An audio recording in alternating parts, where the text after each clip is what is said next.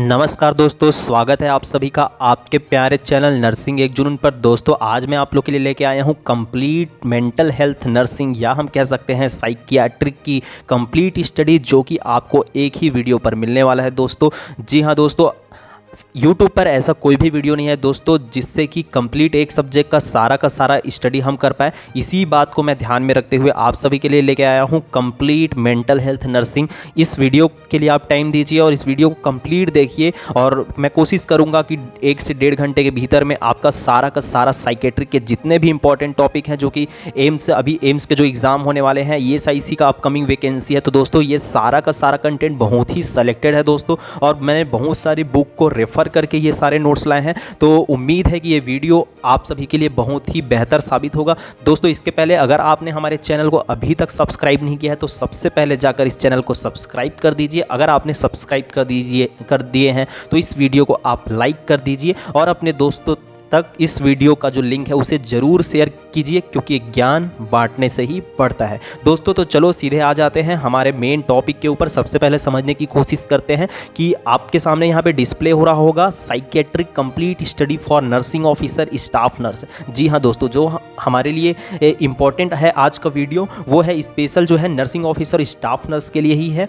चलते हैं दोस्तों इसके डेफिनेशन की ओर कि मेंटल हेल्थ नर्सिंग की जो डेफिनेशन है दोस्तों वो क्या है। It is a branch of medicine deal with diagnosis, prevention and treatment of mental disorder. जी हाँ दोस्तों, ये मेडिकल का या मेडिसिन का ऐसा ब्रांच है जो कि डील करता है किसी डिजीज़ के डायग्नोसिस को, उस डिजीज़ से प्रिवेंशन को और उस डिजीज़ के ट्रीटमेंट को, और इसे ही हम लोग मेंटल हेल्थ नर्सिंग या साइकेट्रिक नर्सिंग के नाम से जानते हैं दोस्तों। आगे आप लोग के सामने मैं डिस्प्ले करूंगा माइलस्टोन डेवलपमेंट, जो आपको यहाँ पे डिस्प्ले हो रहा होगा कि क्या क्या इंपॉर्टेंट एस्पेक्ट है नर्सिंग के, जो कि स्पेशली मेंटल हेल्थ नर्सिंग से जुड़े हुए हैं। तो ये काफ़ी बार एग्जाम पे आए हुए हैं दोस्तों, तो इसलिए आपको इस वीडियो को ध्यान से देखना चाहिए और मेरी बातों को ध्यान से आपको सुननी चाहिए। कोशिश कीजिए कि आप ये वीडियो देख रहे हैं तो साथ में एक कॉपी और पेन भी रखें, ताकि मैं जो इंपॉर्टेंट चीज़ बता रहा हूँ और ये जो नोट्स मिल रहा है तो उसको आप अपने कॉपी पे लिखते जाइए, या फिर ये पॉसिबल नहीं है तो इस वीडियो का स्क्रीनशॉट जरूर रख दें, क्योंकि ये अपकमिंग जो नोट सेट है उसके लिए काफ़ी ज़्यादा हेल्पफुल होने वाला है दोस्तों। तो सबसे पहले चलते हैं माइलस्टोन डेवलपमेंट की ओर। जी हाँ दोस्तों, फर्स्ट साइकियाट्रिक नर्स। जी हाँ दोस्तों, फर्स्ट साइकियाट्रिक जो नर्स है, ये एग्जाम पे कई बार पूछा गया सवाल है कि कौन है, तो मिस लिंडा रिचर्ड या लिंडा रिचर्ड हम कह सकते हैं। एग्जाम पे काफ़ी बार आया हुआ है, तो इस चीज़ का आप विशेष ध्यान रखेंगे।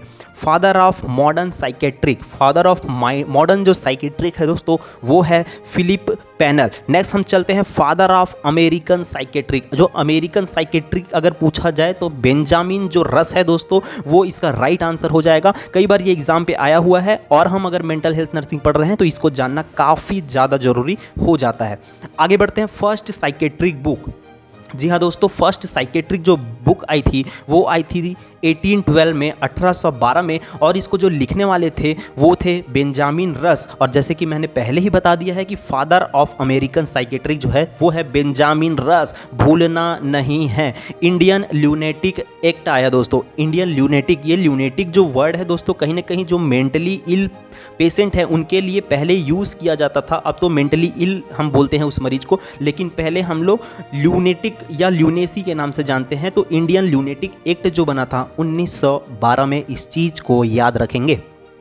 आगे बढ़ते हैं हम लोग फर्स्ट साइकेट्रिक नर्सिंग बुक। तो इसको जो लिखने वाले थे फर्स्ट साइकेट्रिक, देखो दो चीज़ें हैं। फर्स्ट साइकेट्रिक बुक बोला जाए तो 1812 में बेंजामिन रस ने लिखा, लेकिन फर्स्ट साइकेट्रिक नर्सिंग की जो बुक थी उसको 1920 में बाई हैरियट ने लिखा था, और उस बुक का नाम था, name of the book, nursing mental disease. आगे हम चलते हैं, नेक्स्ट हम कुछ माइलस्टोन देखते हैं। Insulin shock therapy. जी हाँ दोस्तों, इंसुलिन शॉक थेरेपी जो आया था 1927 में, 1927 में आया था बाई साकेल। फर्स्ट टाइम इसको हम लोग यूज़ किए थे सीजोफ्रेनिक पेशेंट में, इस जो थेरेपी है उसको हम लोग यूज़ किए थे। नेक्स्ट हम चलते हैं एनोनिमस फाउंड। एनोनिमस जो आया हुआ था 1935 में आया था दोस्तों। Psycho surgery first done. पहली साइको सर्जरी कब हुई तो 1936 में हुई और उस सर्जरी में क्या हुआ था, फ्रंटल लोबेक्टॉमी उस सर्जरी में हुआ था। नेक्स्ट हम चलते हैं ECT is first time used in. ECT का इलेक्ट्रोकन्वल्सिव थेरेपी, जैसे कि आप सभी जानते हैं कि इलेक्ट्रोकन्वल्सिव थेरेपी मेजर जो डिप्रेशन है उसमें उसके ट्रीटमेंट के लिए यूज़ किया जाता है।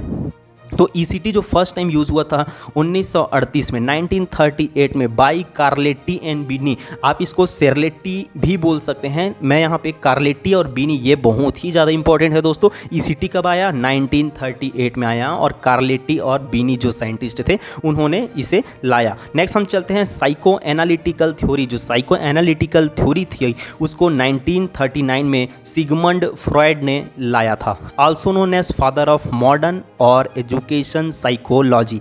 आगे हम बढ़ते दोस्तों 1947, जिसमें जोसेफ भोर कमेटी, ऑलरेडी मैंने कम्युनिटी का जो वीडियो बनाया है उसमें इसका जिक्र किया हुआ है। 1947 भोर कमेटी आप पढ़े होंगे। तो BSc nursing recommend for opening new psychiatric hospital. आगे हम चलते हैं lithium is introduce by. Lithium का उपयोग सबसे पहले किसने किया था तो जॉन कैड ने किया था। वेरी इंपॉर्टेंट है दोस्तों, जॉन कैड ने लिथियम को इंट्रोड्यूस किया था 1949 में। इस चीज़ का ध्यान रखेंगे आप सभी। दोस्तों फिर से आपको याद दिला दूं, अगर आपने चैनल को सब्सक्राइब नहीं किया है तो जी हाँ दोस्तों, जल्दी से जल्दी आप चैनल को जाके सब्सक्राइब कर दीजिए। आपका जो सब्सक्रिप्शन होता है दोस्तों वो हमें मोटिवेशन देता है कि अच्छा सा अच्छा कंटेंट हम आप सभी के लिए ला सके। स्पेशली ये वीडियो ऐसे भी बच्चों को डेडिकेटेड है जिन्होंने किसी कारण से कोचिंग नहीं कर पाया था, उनके पास पैसे नहीं थे, फैमिली का प्रॉब्लम था या टाइम की कमी थी या ड्यूटी में थे। ऐसे जो बच्चे हैं विशेष तौर पर ये वीडियो उनके लिए बनाया गया है। तो ज़्यादा से ज़्यादा इस वीडियो को देखें और समझे और याद रखें, और उम्मीद है कि आप बहुत ही जल्दी नर्सिंग ऑफिसर या स्टाफ नर्स बन जाएंगे। आगे बढ़ते हैं दोस्तों। First psychotic medication. दोस्तों फर्स्ट जो एंटी साइकोटिक मेडिकेशन था वो था 1952 में आया क्लोरप्रोमाजिन। तो दोस्तों ये फर्स्ट एंटी साइकोटिक मेडिसिन था। नेक्स्ट हम चलते हैं इंट्रापर्सनल रिलेशनशिप। तो इंट्रापर्सनल रिलेशनशिप दोस्तों वो आया 1952 में। मिलू थेरेपी बाई। तो मिलू थेरेपी कब आया, मिलू थेरेपी या हम इसे इन्वायरमेंटल थेरेपी भी बोल सकते हैं, तो इसे दिया था मैक्सवेल ने 1953 में। जी हाँ दोस्तों, आगे आप याद रखेंगे निम्हांस जो है ओपन इन बेंगलुरु। जो निम्हांस है वो बेंगलोर में है, national institute of mental health and neuro science. तो इस चीज़ को आप याद रखेंगे। RAK college of nursing Delhi start MSc nursing. जो राक कॉलेज ऑफ नर्सिंग है, एमएससी नर्सिंग कब स्टार्ट किया तो 1975 में उन्होंने स्टार्ट किया था। Alma Ata conference recommend start mental health at PHC level. तो ये आया था 1978 में। दोस्तों अल्मा अट्टा जो है वो एक सिटी का नाम है, लास्ट टाइम मैंने कम्युनिटी के वीडियो पे आप सभी को ऑलरेडी बताया था। आगे हम चलते हैं national mental health programme. Very very important कि नेशनल मेंटल हेल्थ प्रोग्राम कब आया था, 1982 में आया था। इस चीज़ को आपको याद रखना है।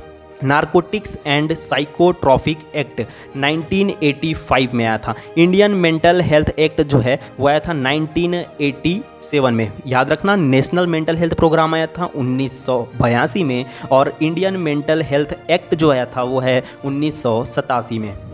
World mental health day. World mental health day कब मनाया जाता है दोस्तों तो 10 अक्टूबर को मनाया जाता है। अभी हाल में ही जो जीएमसीएच की एग्ज़ाम हुई थी 2022 में, पिछले मंथ जो हुआ था, उसमें ये क्वेश्चन पूछा हुआ है, very very important, world mental health day कब मनाते हैं। बेसिक सा चीज़ है दोस्तों, ये पूछा था तो 10 अक्टूबर को बनाते हैं। इस चीज़ को आप सभी को याद रखना है।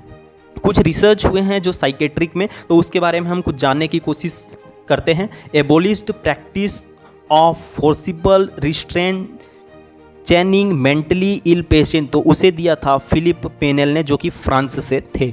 Moral treatment of mentally ill patient first stressed by, ये था पिनेल के द्वारा दिया गया था। कॉग्निटिव थेरेपी ऑफ डिप्रेशन, तो ये दिया गया था आर्नोन बेक के द्वारा। नेक्स्ट आगे हम चलते हैं topic commonly focused in cognitive therapy. तो ये था faulty ideas and belief. Psychodynamic theory जो दिया गया था वो है फ्रॉयड अर्थात सिगमंड फ्रॉयड के द्वारा। कोकीन इन साइकेट्री, ये भी फ्रॉयड के द्वारा दिया गया था। फ्री एसोसिएशन, ये भी सिगमंड फ्रॉयड के द्वारा दिया गया था। लाइफ स्पान ऑफ फ्रॉयड तो था 1856 से लेके 1939 तक ऑस्ट्रिया में।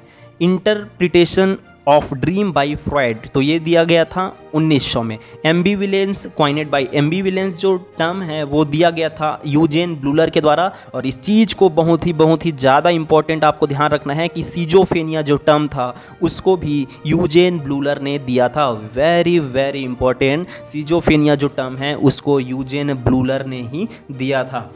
नेक्स्ट हम चलते हैं मित्रों, स्प्लिट थॉट इन सिजोफेनिया, तो इसको भी यूजेन ब्लूलर ने ही दिया था। 8 stage classification of human life, तो उसको एरिक्सन ने दिया था, जिसे हम लोग Erikson stage of social development के नाम से भी जानते हैं, जिसमें आपको याद होगा कि इन्फेंट, टोडलर, प्री स्कूल के बारे में दिया गया था, ट्रस्ट वर्सेस मिसट्रस्ट दिया गया था, ऑटोनोमी वर्सेस सेम दिया गया था, इनिशिएटिव वर्सेस गिल्ट के बारे में बताया गया था, इंडस्ट्री वर्सेस इन्फेरियोरिटी के बारे में बताया गया था, आइडेंटिटी वर्सेस रोल कन्फ्यूजन। तो ये 8 थे दोस्तों। आगे इसके बारे में मैं आप सभी से जिक्र जरूर करूँगा। आगे हम चलते हैं, थेरेपेटिक कम्युनिटी का जो कॉन्सेप्ट है वो भी दिया था मैक्सवेल ने। कैटाटोनिया वॉज कॉइनेड बाई, कैटाटोनिया जो वर्ड है वो दिया गया था कार्ल बॉम कर्ल के द्वारा दिया गया था। रॉस क्लासिफाइड 5 स्टेज ऑफ, किसके बारे में दिया था? 5 स्टेज ऑफ डेथ के बारे में इन्होंने बताया था। नेक्स्ट हम चलते हैं दोस्तों मेंटल हेल्थ एक्ट के बारे में, तो वो जो दिया गया था 1987 पे जो था, और उसके कुछ टर्मिनोलॉजी थे, कुछ चैप्टर थे। तो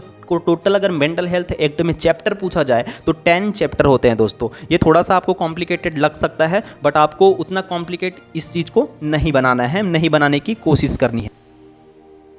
तो दोस्तों चैप्टर्स के बारे में कुछ बता दूं कि फर्स्ट जो चैप्टर है जिसमें टर्मिनोलॉजी और डेफिनेशन मैंने लिखा है। कई बार एग्जाम पे पूछा जाता है कि चैप्टर 1 में क्या बोला था, चैप्टर 2 में क्या बोला था, चैप्टर 5 में क्या बोला था, चैप्टर 6 में क्या बोला था। तो दोस्तों मैं चैप्टर 1 के बारे में बता दूं तो इसमें इंक्लूड किया गया था include deal with all terminology and definition of mental disorder. जो मेंटल डिसऑर्डर है उसके सभी टर्मिनोलॉजी और डेफिनेशन को इसमें इंक्लूड किया गया था। ठीक है दोस्तों, नेक्स्ट हम चलते हैं चैप्टर नंबर 2 में, जिसमें बोल रहा है fund for patient by state and central government. ये चैप्टर 2 में इसके बारे में बताया गया था दोस्तों। तो कहीं ना कहीं हम कह सकते हैं कि deal with prepare the fund in favour of patient by central and state government. तो इसमें साइकेट्रिक पेशेंट के जो है उसके फंड से रिलेटेड बातें को इसमें इंक्लूड किया गया था। आगे हम बढ़ते हैं चैप्टर नंबर 3 पे। It deal with guideline for opening hospital और नर्सिंग होम। तो हॉस्पिटल के खुलने के लिए जो गाइडलाइंस के बारे में जो चैप्टर 3 में बताया गया है। आगे हम चलते हैं चैप्टर नंबर 4 को। Deal with admission procedure of mentally ill patient. Mentally ill patient के एडमिशन से रिलेटेड जितनी भी बातें हैं वो चैप्टर 4 पे बताया गया है। चैप्टर नंबर 5 पे बताया गया है deal with discharge procedure in of mental hospital. तो दोस्तों इसमें डिस्चार्ज प्रोसीजर के बारे में बताया गया है। चैप्टर 4 में एडमिशन, चैप्टर 5 में डिस्चार्ज। दोस्तों चीज़ों को मैंने छोटी करके लिखने की कोशिश करी है ताकि आप सभी को याद रखने में आसानी हो, और आप इतना ही पढ़ लिए तो आपके लिए ये साइकेट्रिक मैं कंप्लीट 1.5 से 2 घंटे के बीच में कंप्लीट करने की आप सभी के सामने कोशिश करूंगा। बढ़ते हैं हम लोग चैप्टर नंबर 6 में, पोजेसन ऑफ प्रॉपर्टी। आगे हम चलते हैं चैप्टर नंबर 8 में, डील विथ कॉस्ट मेंटेनेंस के बारे में बताया गया है। चैप्टर 8 में दोस्तों, चैप्टर 8 में पेशेंट के राइट और उसके रेस्पेक्ट के बारे में बताया गया है। चैप्टर 9 में deal with penalty of punishment के बारे में बताया गया है। If any deficiency related to patient care, तो क्या पेनाल्टी होगी, क्या पनिशमेंट होगा, उसके बारे में इसमें डिस्क्राइब किया गया है चैप्टर 9 में। आगे हम बढ़ते हैं चैप्टर नंबर 10 पे। Deal with local rule and regulation that are prepared by higher authority of hospital. तो चैप्टर 10 पे इसके बारे में बताया गया है, लोकल रूल एंड रेगुलेशन के बारे में। तो दोस्तों मेन तो आपको ये याद रखना है कि चैप्टर कितने होते हैं, 10 चैप्टर होते हैं। 10 चैप्टर का जो बेसिक बातें थी वो मैंने बता दी। इतना याद रख दोगे तो इससे ज़्यादा एग्जाम पे कुछ नहीं आने वाला है, इस बात की आपकी गारंटी है। आगे हम चलते हैं डीएसएम। तो डीएसएम का फुल फॉर्म पूछता है दोस्तों, डायग्नोस्टिक स्टैटिकल मैनुअल। तो इसका फुल फॉर्म ये होता है। आगे हम चलते हैं दोस्तों general feature of psychiatric symptom. जो जनरल फीचर है साइकेट्रिक सिम्टम के, उसके बारे में हम लोग कुछ जानने की कोशिश करते हैं, क्योंकि छोटे छोटे जो टर्मिनोलॉजी है वही एग्जाम पे पूछता है। आपको बहुत ज़्यादा डिजीज़ इत्यादि के बारे में ना पूछे, लेकिन डिजीज़ के जो छोटे छोटे टर्मिनोलॉजी है उन सब के बारे में आप सभी को पूछा जा सकता है। Word psychiatric is coined by. तो वर्ड जो साइकेट्रिक है दोस्तों वो किनके द्वारा लाया गया था? तो रेल, REIL, रेल नामक जो साइंटिस्ट है उनके द्वारा लाया गया था।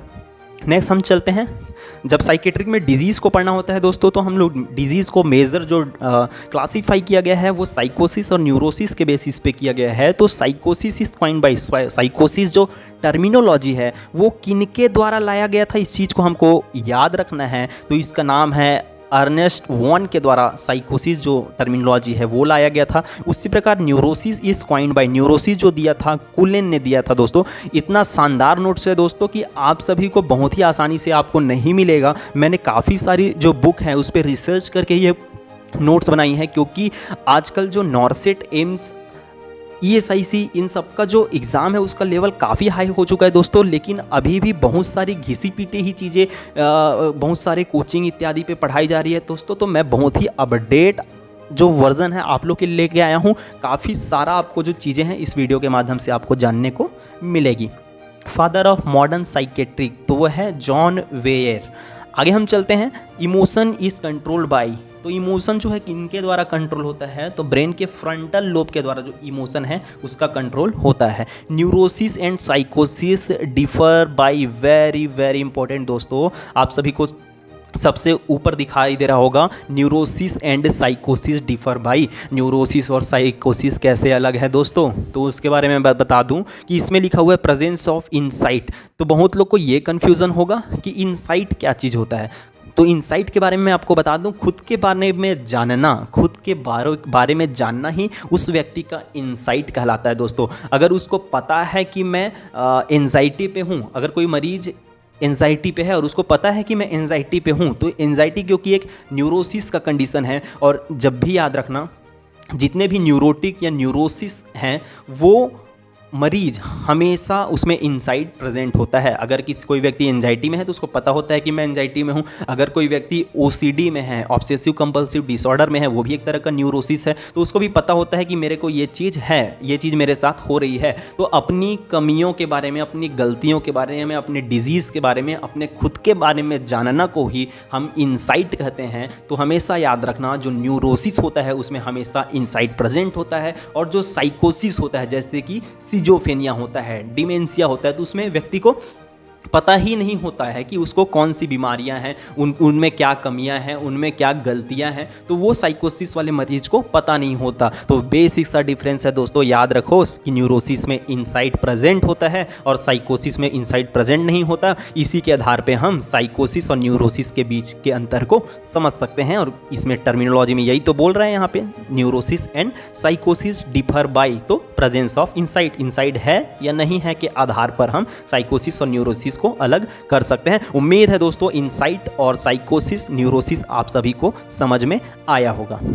बढ़ते हैं हम आगे, basic difference between neurosis and साइकोसिस। जैसे कि पहले ही बता दिया, इनसाइट का डिफरेंस है और इनसाइट को मैंने ऑलरेडी आप सभी के सामने एक्सप्लेन कर दिया है। आगे हम बढ़ते हैं, अल्टरनेटिंग साइकोसिस इज आल्सो नोन एज, तो उसको हम लोग इंटेरिक्टल साइकोसिस के नाम से भी जानते हैं। Most common emotional disorder of children में होने वाला मोस्ट कॉमन इमोशनल डिसऑर्डर पूछे दोस्तों तो हमेशा याद रखना न्यूरोसिस होता है दोस्तों, हमेशा याद रखना क्या होता है, न्यूरोसिस होता है। नेक्स्ट हम चलते हैं, psychiatric disorders common in first born male child. तो साइकेट्रिक डिसऑर्डर कौन सा है, जो फर्स्ट बॉर्न, पहली बार जो मेल चाइल्ड होता है उसमें होने के चांसेस रहते हैं। ज़्यादातर देखा गया है तो जो OCD ऑब्सेसिव कंपल्सिव डिसऑर्डर होते हैं और टॉर्टी सिंड्रोम के जो होते बच्चे, उनमें साइकेट्रिक डिसऑर्डर दिखाई दे सकता है जो फर्स्ट बॉर्न मेल चाइल्ड होते हैं। मोस्ट स्पेसिफिक ऑफ साइकोसिस, तो साइकोसिस का एक महत्वपूर्ण हम हिस्सा बोल सकते हैं तो नियोलॉगिज्म है। क्या है दोस्तों, नियोलॉगिज्म। नियोलॉगिज्म का मतलब होता है न्यू जो लॉजिकल वर्ड, इलॉजिकल वर्ड्स है वो क्रिएट कर सकता है व्यक्ति, और उसे ही नियोलॉजिज्म बोलते हैं। आगे हम चलते हैं दोस्तों, साइकोसिस में बी कॉज बाई, साइकोसिस किन कारणों से हो सकता है, तो पहले बता दूं स्टेरॉइड के कारण हो सकता है, क्लोरोक्विन या INH के कारण भी साइकोसिस हो सकता है। तो साइकोसिस, नेक्स्ट हम चलते हैं साइकोसिस। तो साइकोसिस में मेनली आपको देखने मिलेगा डेल्यूजन और हेलुसिनेशन। तो कई लोग को लग रहा होगा सर डेल्यूजन क्या होता है, तो भाई डेल्यूजन जो होता है हम बोल सकते हैं कि फॉल्स फिक्स्ड बिलीफ हम बोल सकते हैं। फॉल्स मतलब झूठा, फिक्स्ड मतलब ऐसा फिक्स हो जाता है मरीज के माइंड में कि उसको हम टिका नहीं सकते, हम उसको वहाँ से कन्वेंस नहीं कर सकते। अगर उसको लग रहा है कि ये चीज़ है तो फिर है। तो फॉल्स फिक्स्ड बिलीफ को ही हम लोग डेल्यूजन के नाम से जानते हैं। और हेलुसिनेशन तो आप लोग को पता ही दोस्तों कि इसमें स्टिमुलाई प्रेजेंट नहीं होता, इस कंडीशन को हम लोग हेलुसिनेशन के नाम से, false perception without stimuli, false perception without stimuli, without presence of stimuli, इसके नाम से भी हम लोग जानते हैं। इसे हेलुसिनेशन बोलते हैं। आगे मैं आप लोग को और काफ़ी अच्छे से इस चीज़ को एक्सप्लेन करने की कोशिश करूंगा। False belief unexplained by reality shared by a number of people, तो उसको हम लोग दोस्तों इस नाम से जानते हैं सुपरस्टिशन।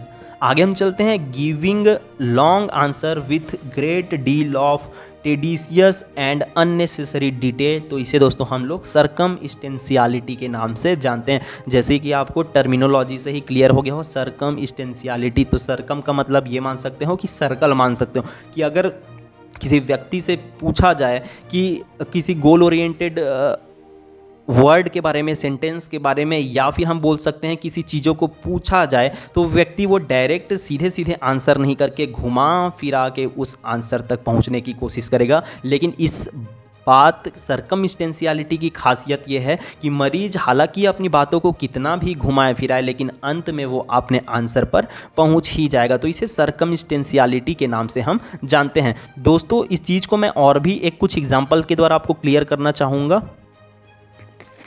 दोस्तों अगर किसी व्यक्ति से पूछा जाए, अगर व्यक्ति का नाम मान सकते हैं रमेश है, तो उसको पूछा जाए कि आपका नाम क्या है, तो व्यक्ति सबसे पहले हो सकता है कि अपने पापा का नाम बताए, अपने पिताजी का नाम बताए कि मेरे पिताजी का नाम तो श्याम है, मम्मी का नाम तो राधा है, भाई मेरा जॉब करता है, बहन की मेरी सगाई हो चुकी है, भांजा मेरा 6वीं क्लास में पढ़ता है। लेकिन आखिरी में ये सब बताने के बाद आखिरी में ये ज़रूर बताएगा कि मेरा नाम राम है। तो इस बात की समझने की कोशिश करिए आप सभी कि सीधे सीधे मैंने पूछा कि आपका नाम क्या है, तो वो सीधे सीधे अपना नाम बता सकता था कि मेरा नाम तो रमेश है ना, ठीक है, मेरा नाम तो रमेश है। लेकिन वो पहले पापा का नाम, मम्मी का नाम, भाई का नाम, भांजा का नाम करते हुए आखिर में बोला कि मेरा नाम तो रमेश है। कुल मिला के जो क्वेश्चन मैं पूछा हूँ मरीज से, वो उस क्वेश्चन का आंसर देगा, लेकिन बहुत सारी घुमावदार बात करने के बाद, और इसे ही सर्कमस्टेंशियलिटी के नाम से हम लोग जानते हैं।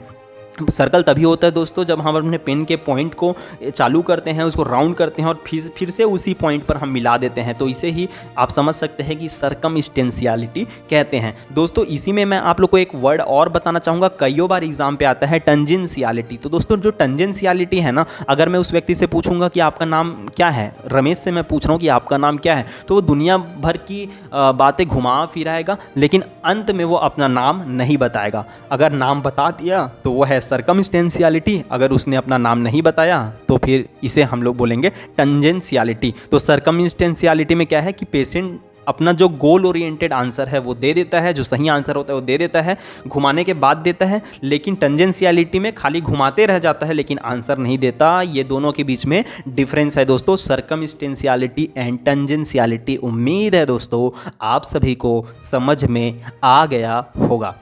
नेक्स्ट हम चलते हैं, cross sectional manifestation of emotional having both subjective and objective component, तो इसे हम लोग अफेक्ट के नाम से हम जानते हैं। Laugh 1 minute and cry next minute without any clear stimulus, labile effect दोस्तों, कि अभी 1 मिनट तक से हंस रहा है और उसके बाद बंदा अचानक से रोना चालू कर दिया, जिसका कोई क्लियर स्टिमुलस नहीं है। बिना किसी स्टिमुलस के व्यक्ति 1 मिनट तक से कंटिन्यू हंसा और अचानक से फिर रोने लग गया। तो दोस्तों ऐसा जो एक्टिविटी होता है उसे हम उस पेशेंट का लेबाइल अफेक्ट के नाम से जानते हैं। तो इस बात को विशेष ध्यान रखेंगे, लेबाइल अफेक्ट कई बार एग्जाम पे पूछा जाता है। नेक्स्ट हम पढ़ते हैं दोस्तों, inability to enjoy previous pleasurable activities. जो प्लेजरेबल एक्टिविटीज़ है मतलब खुशी वाली जो एक्टिविटीज़ है, उन सभी को एंजॉय करने में, उन सभी को फील करने में इनेबिलिटी जो होता है उसे हम लोग एनहेडोनिया के नाम से जानते हैं। वेरी वेरी इंपॉर्टेंट दोस्तों कि प्लेजरेबल जो एक्टिविटीज़ है, खुशी की जो एक्टिविटीज़ है, उसको एंजॉय करने में इनेबिलिटी जो है उसे हम लोग एनहेडोनिया के नाम से जानते हैं। बढ़ते हैं दोस्तों आगे हम लोग। दोस्तों ये जो छोटे छोटे टर्मिनोलॉजी है ना, वही एग्जाम पे आता है। कोई ये नहीं बोलेगा कि आप सिजोफ्रेनिया के ऊपर पूरा कंप्लीट आप आप आंसर करो, ऐसा नहीं पूछता। ये छोटा सा वर्ड दे देगा एनहेडोनिया, तो पूछ देगा भाई कि inability to enjoy previous pleasurable activities, आपको 3-4 टर्मिनोलॉजी दे देगा, तो आपको टर्मिनोलॉजी ही आपको साइकेट्रिक में ज़्यादा पूछे जाएंगे। Inability to recognise and describe feeling, अपने जो फीलिंग को रिकॉग्नाइज और डिस्क्राइब करने में इनएबिलिटी होता है उसे हम लोग एलिक्सीथाइमिया के नाम से जानते हैं। नेक्स्ट हम चलते हैं catatonia, means increased muscle tone को हम लोग कैटाटोनिया के नाम से जानते हैं। आगे हम चलते हैं दोस्तों, नेक्स्ट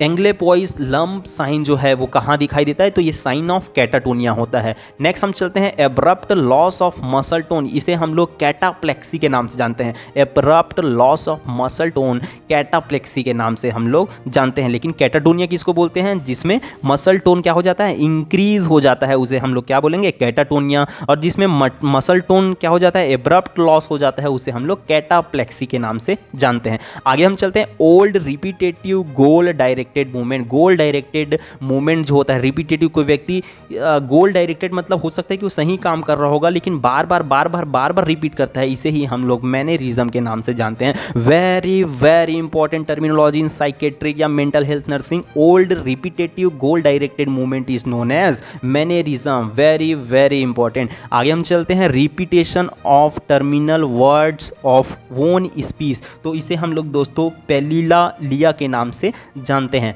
आगे हम चलते हैं childhood autism, catatonic schizophrenia, Alzheimer disease, तो इसे इकोलेलिया के नाम से हम लोग जानते हैं। ये चीज़ उसमें दिखाई दे सकता है। नेक्स्ट हम चलते हैं कोप्रोलेलिया, तो ये टॉर्टी सिंड्रोम पे दिखाई देता है। Lyme disease can lead to, Lyme disease क्या लीड कर सकते हैं, तो टॉर्टी सिंड्रोम ये लीड कर सकता है। ट्रीटमेंट ऑफ टॉर्टी सिंड्रोम, तो ये होता है सपोर्टिव थेरेपी के द्वारा हम इसका ट्रीटमेंट कर सकते हैं। आगे हम चलते हैं ट्रीटमेंट ऑफ टॉर्टी सिंड्रोम जो होता है, गुआन फेसिन जो है ये होता है ट्रीटमेंट ऑफ टॉर्टी सिंड्रोम का। आउट ऑफ कॉन्टेक्स्ट रिपीटेशन, तो इसको हम लोग परसेवरेशन के नाम से जानते हैं। Persistent and inappropriate repetition of same thought, तो इसे हम लोग परसर्वेशन के नाम से जानते हैं। सेंसलेस रिपीटेशन जो है वो कहलाता है वर्बिजेरेशन कहलाता है। नेक्स्ट हम चलते हैं thought in mind with rhyming rather than with meaning of thought, तो ये है क्लैंग एसोसिएशन बोलते हैं। क्या बोलते हैं, क्लैंग एसोसिएशन। ये किस में दिखाई देता है, क्लैंग एसोसिएशन। अगर एग्जामिनर पूछे कि क्लैंग एसोसिएशन कहाँ दिखाई देता है, तो भैया सिजोफ्रेनिया में ये दिखाई देता है। Making stories to fill in gap caused by memory, अरे भैया कुछ स्टोरी बता रहा है व्यक्ति लेकिन बीच बीच की चीज़ों को भूल जा रहा है, तो उसको क्या कर देगा, वो जो गैप को क्या है किसी स्टोरी से भर देगा, किसी वर्ड से, किसी सेंटेंस से बीच बीच में भर देगा, क्योंकि उसका मेमोरी क्या हुआ है, डिस्टर्ब हुआ है। व्यक्ति कुछ बातें बता रहा है लेकिन हो सकता है कि बीच बीच की चीज़ें वो भूल जा रहा है। अब भूल जा रहा है तो क्या कर रहा है, उन भूली हुई जगहों पर कुछ नई चीज़ों को ऐड करके वो बता दे रहा है, और ऐसे कंडीशन को हम लोग कन्फाबुलेशन के नाम से जानते हैं। कहीं ना कहीं इसमें क्या हो जाता है, अरे भैया making story to fill in gap cause by memory, ये कहीं ना कहीं मेमोरी का डिस्टर्बेंस है ना, क्योंकि चीज़ों को व्यक्ति याद नहीं रखा है, भूल जा रहा है, उसकी जगह नया वो स्टोरी डाल दे रहा है, तो इसे ही हम लोग कन्फाबुलेशन के नाम से जानते हैं। आगे हम चलते हैं दोस्तों, कन्फाबुलेशन इज डिसऑर्डर ऑफ, मैंने पहले ही बोला था मेमोरी से रिलेटेड, क्योंकि भाई चीज़ें उसको याद नहीं आ रही तो उसके बदले कुछ दूसरी चीज़ों को डाल दे रहा है, तो इसे ही कन्फाबुलेशन बोल रहा है। तो कन्फाबुलेशन किसका जो डिसऑर्डर है, वो मेमोरी का, स्मृति का डिसऑर्डर है। आगे हम चलते हैं, कन्फाबुलेशन इज सिनोनाइमस विथ, तो इसे फॉल्स मेमोरी सिंड्रोम के नाम से भी हम लोग जानते हैं। आगे हम चलते हैं दोस्तों, processing of short term to long term memory help in, तो ये होता है हिप्पोकैम्पस में। डेजा वू इज सीन इन, ये डेजा वू वेरी वेरी इंपॉर्टेंट होता है दोस्तों। डेजा DEJAVU कई बार एग्जाम पे आया होगा, आप लोग को लग रहा होगा कि बहुत टिपिकल सा वर्ड है, लेकिन ये टिपिकल सा वर्ड है लेकिन एग्जाम पे कई बार पूछा गया है कि डेजा वू क्या होता है, और दूसरा जैमैस वू क्या होता है, JAMAISVU, जैमैस वू और डेजा वू। तो deja vu is seen in normal person में दिखाई दे सकता है, टेम्पोरल लोब एपिलेप्सी में दिखाई दे सकता है, और साइकोसिस में दिखाई दे सकता है। बहुत लोग को ये सवाल होगा कि सर डेजा वू क्या होता है, वो तो पहले आप बता दीजिए कि डेजा वू क्या होता है। तो मैं आपको बता दूं कि डेजा वू हम किसको बोलते हैं, फैमिलियरिटी ऑफ अनफैमिलियरिटी थिंग्स, तो इसे हम लोग डेजा वू के नाम से जानते हैं। सर ये क्या बोल रहे हो, तो समझ नहीं आया, क्या क्या अंग्रेजी पे बोल दिए, तो मैं बताने की कोशिश करता हूँ कि डेजा वू का मतलब होता है कि व्यक्ति जिन लोगों को नहीं जानता, एग्जाम्पल के लिए समझने की कोशिश करना, कि व्यक्ति जिन लोगों को नहीं भी जानता ना, फिर भी उसको लगता है कि नहीं मैं इसको जानता हूँ, या जिन चीज़ों को वो नहीं जानता है ना, तो उसको भी लगता है कि मैं इन चीज़ों को जानता हूँ। अगर वो किसी व्यक्ति से नहीं मिला है ना, फिर भी उसको लगता है कि नहीं मैं इस व्यक्ति को तो पहले ही मिला हूँ, हालांकि वो फर्स्ट टाइम मिल रहा होगा, लेकिन उसको लगता है कि मैं पहले भी मिल चुका हूँ। तो ऐसी जो फैमिलियर जो अनफैमिलियर जो थिंग है ना, अनफैमिलियर जो चीज़ें हैं, उसको भी उसको लगता है कि मैं इसके साथ फैमिलियर हूँ। तो इसे हम लोग क्या बोलते हैं, डेजा वू के नाम से जानते हैं, कि व्यक्ति जिन व्यक्ति से कभी मिले ही नहीं लेकिन लगता है कि हम उनसे मिले हैं, जिन चीज़ों को हम कभी देखे ही नहीं लेकिन लगता है कि हाँ मैं इसको तो ऑलरेडी देख चुका हूँ, तो इसे हम लोग डेजा वू के नाम से जानते हैं। दोस्तों इसका जस्ट अपोजिट होता है जमैस वू। तो जमैस वू क्या है, अनफैमिलियरिटी ऑफ फैमिलियर थिंग, जिन लोगों को पहले से ही जानता है, कई बार मिला है, घर के लोग हैं, सगे संबंधी, लेकिन उसको लगता है कि नहीं भाई मैं इनको नहीं जानता हूँ। वो ताजमहल देखने के लिए 10 बार गया है, लेकिन उस नेक्स्ट टाइम जाता है उसको लगता है कि नहीं भाई मैं तो नहीं जानता हूँ। तो समझ गए, अनफैमिलियरिटी ऑफ फैमिलियर थिंग, मतलब जिन चीज़ों को वो जानता है, जिन चीज़ों को का उनको नॉलेज है, लेकिन उसको लगता है कि वो नहीं जानता है, जबकि एक्चुअल में वो उन लोगों से मिल चुका होता है, उन जगहों को देख चुका होता है, लेकिन फिर भी व्यक्ति को क्या लगता है, ना तो मैं इन लोगों को जानता हूँ और ना तो मैं उस जगह को देखा हूँ या पहली बार आ रहा हूँ। तो इसे जमैस वू के नाम से जानते हैं। दोनों के बीच दोस्तों जस्ट थोड़ा सा डिफरेंस है, इस चीज़ को आपको समझने की ज़रूरत है, और उम्मीद है दोस्तों कि डेजा वू और जमैस वू ये दोनों चीज़ें आप सभी को समझ में आ गई होगी। आगे हम चलते हैं दोस्तों। People he meet are lifeless, cardboard figure, detached, emotionless, highly unpleasant, morbid experience. तो इसे दोस्तों हम लोग डीपर्सनलाइजेशन के नाम से जानते हैं। वेरी वेरी इंपॉर्टेंट दोस्तों, ये एक परसेप्शन से रिलेटेड डिसऑर्डर है दोस्तों। आगे हम देखते हैं depersonalisation is disorder of perception. Very very important, अगर पूछता है एग्जामिनर कि डीपर्सनलाइजेशन किसका डिसऑर्डर है, तो भाई परसेप्शन का, परसीव करने का डिसऑर्डर है। Mutism is a recognised feature of, किसका है, कन्वर्जन हिस्टीरिया, कैटाटोनिक सिजोफेनिया का ये एग्जाम्पल हम कह सकते हैं। आगे हम चलते हैं कि म्यूटिज्म, एकाइनेसिया, अवेक एंड अलर्ट, तो ये स्टूपर कंडीशन पे ये दिखाई देता है। एबुलिया जो होता है माइल्डर फॉर्म ऑफ एकाइनेटिक म्यूटिज्म का, ये क्या होता है, माइल्डर फॉर्म को हम लोग क्या बोलते हैं, एबुलिया के नाम से जानते हैं। नेक्स्ट हम चलते हैं inability to perform purposeful activity in absence of sensory deficit, तो इसे हम लोग क्या बोलते हैं, एप्रैक्सिया। एप्रैक्सिया में क्या होता है दोस्तों, inability to perform purposeful activity. क्या होता है कि व्यक्ति जो है पर्पसफुल एक्टिविटी यहाँ पे नहीं करता, और इसी ही कंडीशन को हम लोग एप्रैक्सिया के नाम से जानते हैं। एप्रैक्सिया इज अ डिसऑर्डर ऑफ, तो एप्रैक्सिया किसका डिसऑर्डर है, इनिशिएटिंग एंड प्लानिंग मूवमेंट का यह डिसऑर्डर है। आगे हम चलते हैं दोस्तों नेक्स्ट पॉइंट की ओर, साइनेस्थेसिया, तो यह कैनाबीज में दिखाई देता है। आगे हम चलते हैं, reflex hallucination is a morbid variety of, तो वो होता है साइनेस्थेसिया में। जेंसर सिंड्रोम में क्या होता है, approximate answer and prisoner. Next हम चलते हैं दोस्तों आगे, sociopathological factor associate with mental illness, तो वो होता है इमोशनल स्ट्रेस, फ्रस्ट्रेशन और एंजाइटी। कॉग्निशन जो होता है क्या होता है, थॉट होता है, विचार होता है। Loosening of association is an example of, तो ये होता है formal thought disorder. Formal thought disorder is also associate with, formal thought disorder है दोस्तों वो किससे जुड़ा होता है, तो वो होता है बाइपोलर डिसऑर्डर से। दोस्तों अभी तक मैं आप लोग को जो बता रहा हूँ कुछ इंपॉर्टेंट पॉइंट है जो एग्जाम पे आए हुए हैं और आगे आने के चांसेस हैं, उसके बारे में बताने की कोशिश कर रहा हूँ, और धीरे धीरे हम पहुँचेंगे आगे डिजीज़ की ओर, और साइकेट्रिक के सारा का सारा चीज़ें हम कंप्लीट कर देंगे। और आप यकीन मानिए कि अगर आपने इस वीडियो को कंप्लीट देखा है, नोट्स बनाया है और चीज़ों को याद रखा है, तो आप बहुत ही जल्द साइकेट्रिक में एक्सपर्ट होने वाले दोस्तों, क्योंकि इतने लिमिटेड टाइम पे सारा का सारा मैं आपको समझाने की कोशिश करूंगा। उम्मीद है कि ये वीडियो आप सभी को पसंद आएगा, आप सभी के लिए हेल्पफुल भी साबित होगा। और इसके पहले फिर से आपको याद दिला दूँ कि चैनल को सब्सक्राइब जरूर कीजिए दोस्तों, क्योंकि आपके सब्सक्राइब करने से ही हमारा मोटिवेशन बढ़ता है, और हम कोशिश करते हैं कि आपके सफलता के लिए नए नए कंटेंट, अपडेटेड कंटेंट आप लोग के लिए लेके आए ताकि जल्द से जल्द आपका nursing officer, staff nurse, CHO बनने का जो सपना है वो कंप्लीट हो सके। आगे हम चलते हैं दोस्तों अपने अगले पॉइंट की ओर। दोस्तों नेक्स्ट हम बढ़ते हैं ईड, ईगो एंड सुपर ईगो की ओर। वेरी वेरी इंपॉर्टेंट क्वेश्चन आता है दोस्तों। ईड, ईगो और सुपर ईगो से रिलेटेड काफ़ी सारे क्वेश्चन बनते हैं और काफ़ी लोगों को ये चीज़ जो है दोस्तों समझने में बहुत ही मुश्किल होता है कि भैया ये ईड क्या है, ईगो क्या है, सुपर ईगो क्या है। हम तो ज़माने से सुनते सुनते आ रहे हैं कि id, ego, super ego, id, ego, super ego, लेकिन बहुत सारे ऐसे स्टूडेंट हैं दोस्तों जिनको पता ही नहीं होता कि ये ईड क्या है, ईगो क्या है और सुपर ईगो क्या है। तो मैं आप सभी को बहुत ही शॉर्ट तरीके से एक छोटे से एग्जांपल से समझाने की कोशिश करूंगा। उम्मीद है कि मेरे इस जो स्टोरी है उसको सुनने के बाद आपको ईड, ईगो एंड सुपर ईगो जो है वो उसका कॉन्सेप्ट समझ आ जाएगा। और जैसे ही कॉन्सेप्ट आपको समझ आएगा दोस्तों तो जितने भी क्वेश्चंस हैं ना वो भी सॉल्व होना स्टार्ट हो जाएगा। लेकिन आप ना मेरी बातों को ध्यान से सुनिए। आपको मैं एक ही छोटी सी स्टोरी में आपको ईड को, ईगो को और सुपर ईगो को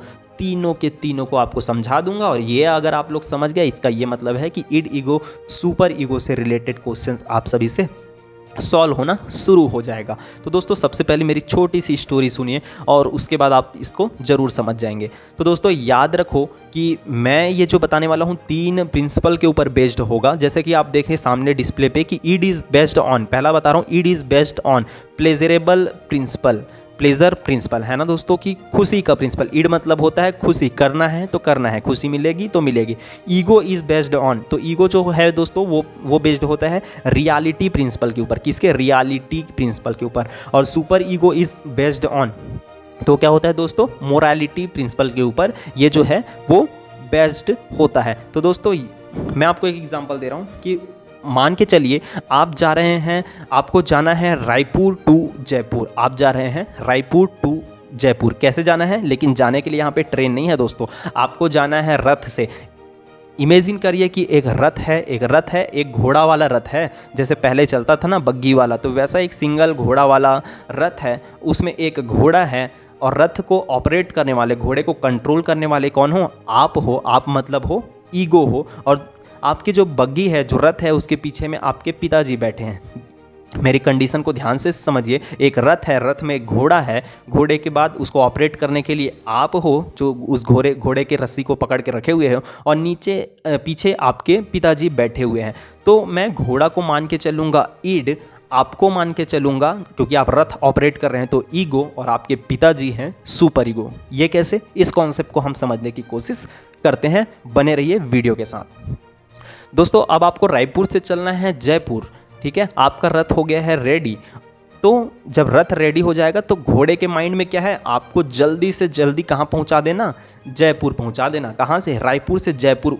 उस घोड़े को बाकी चीज़ों से मतलब नहीं है। वो घोड़ा चाहता है कि मैं तेज़ दौड़ूं, दौड़ते दौड़ते दौड़ते दौड़ते कहाँ पहुँच जाऊँ? मैं जयपुर पहुँच जाऊँ। उसको कोई मतलब नहीं है, मेरे को जयपुर जाना है, मतलब जाना है। अरे घोड़ा को भी बोल दिए अपन कि घोड़ा जी आप जयपुर जैसे पहुँचोगे ना तो आपको मस्त शानदार हरी घास और आपको चना मिलेगा, स्पेशल चना, ठीक है? तो वो क्या करेगा? मेरे को जयपुर पहुँचना है, मतलब पहुँचना है। तो इसको हम लोग क्या बोलते हैं? Id is based on pleasurable principle. Pleasure principle के ऊपर डिपेंड है कि घोड़ा को जाना है मतलब जाना है, बाकी कोई भी चीज़ें इसके लिए मायने नहीं रखती है। दूसरा हम समझते हैं ईगो। आपको पता है कि आपको अपने पिताजी को ले जाना है रायपुर से जयपुर। तो आप जब रायपुर से जयपुर जाएंगे ना तो 2 चीज़ों का ध्यान रखना है। एक तो ईगो ये ध्यान रखेगा कि मुझे जयपुर जाना है, और दूसरा आप ये भी ध्यान रखोगे कि घोड़ा इतना तेज़ ना दौड़े कि पिताजी गिर जाएं। तो आप दोनों चीज़ों को ध्यान में रियलिटी प्रिंसिपल के ऊपर काम कर रहे हो कि घोड़ा अगर ज़्यादा भागा ना तो पिताजी गिर जाएंगे, ठीक है? लेकिन आपको ये भी जरूरी है, आप चाहते ये भी हैं कि मेरे को जयपुर जाना भी है और इतना एक आइडियली हम लोग को स्पीड से जाना है कि पिताजी गिरे भी मत। तो कहीं ना कहीं आप रियलिटी को समझ रहे हैं कि घोड़ा तेज दौड़ा तो हो सकता है पिताजी गिर जाएं। तो ये जो रियलिटी प्रिंसिपल है ना वही आपका ईगो होता है, क्योंकि आप ऑपरेट कर रहे हो। मैं बोला कि आप ईगो हो। तो इन दोनों जो बातें हैं कि रायपुर पहुंचना है और आपके पिताजी गिर ना जाए, इस चीज़ का आप दोनों को ध्यान में रखोगे तो ये रियलिटी प्रिंसिपल के ऊपर बेस्ड होता है।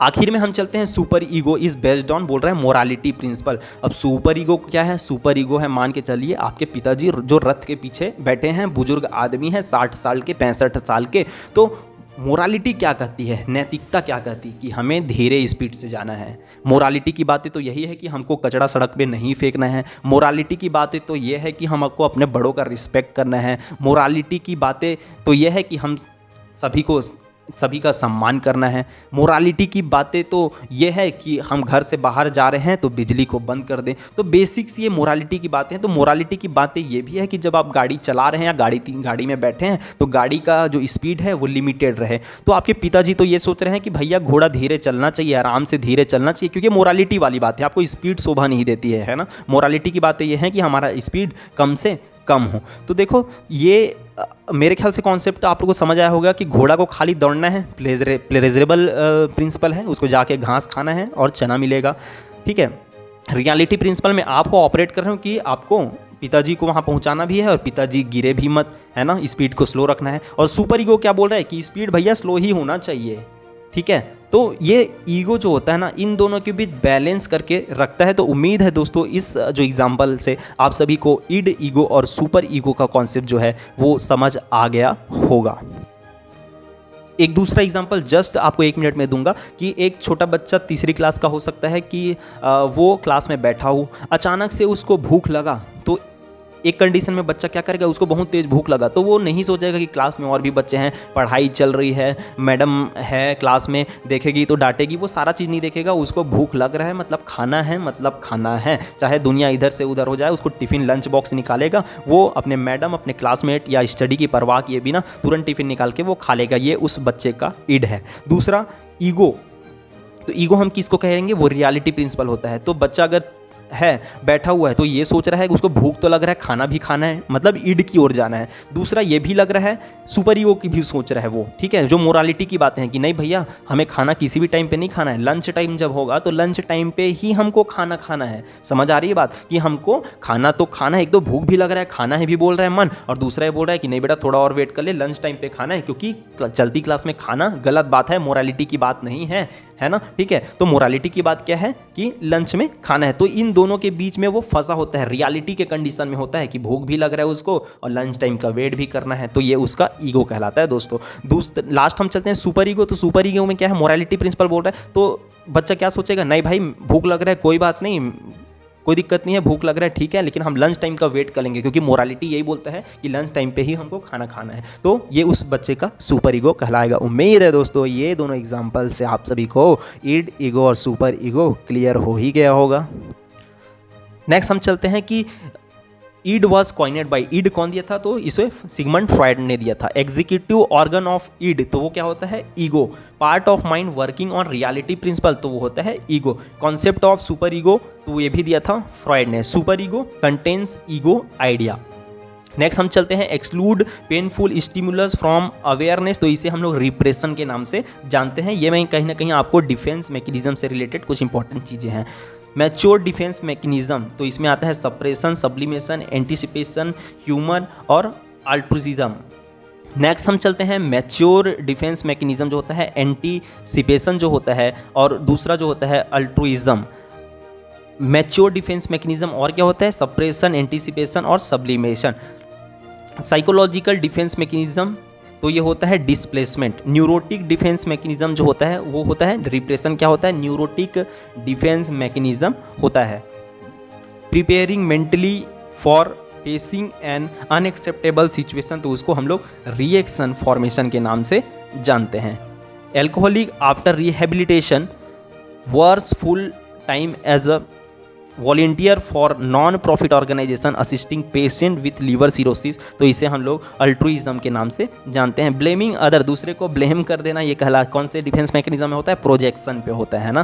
Chronic alcoholic blames family environment as a cause of his alcoholism, तो इसको रेशनलाइजेशन बोलते हैं। भैया रेशनल दे रहा है, कारण बता रहा है, कारण, ठीक है। Exclude painful stimuli from awareness, तो इसको हम लोग क्या नाम से बोलते हैं, रेशनलाइजेशन के नाम से जानते हैं। आगे हम चलते हैं reluctant child force to bring sugar from shop spill half of it on the way, तो इसे हम लोग पेसिव एग्रेशन के नाम से जानते हैं। Displacement reaction is characteristically seen in, वो कहाँ दिखाई देता है? फोबिया में। Defence mechanism seen in drug addicts, तो किस में दिखाई देता है?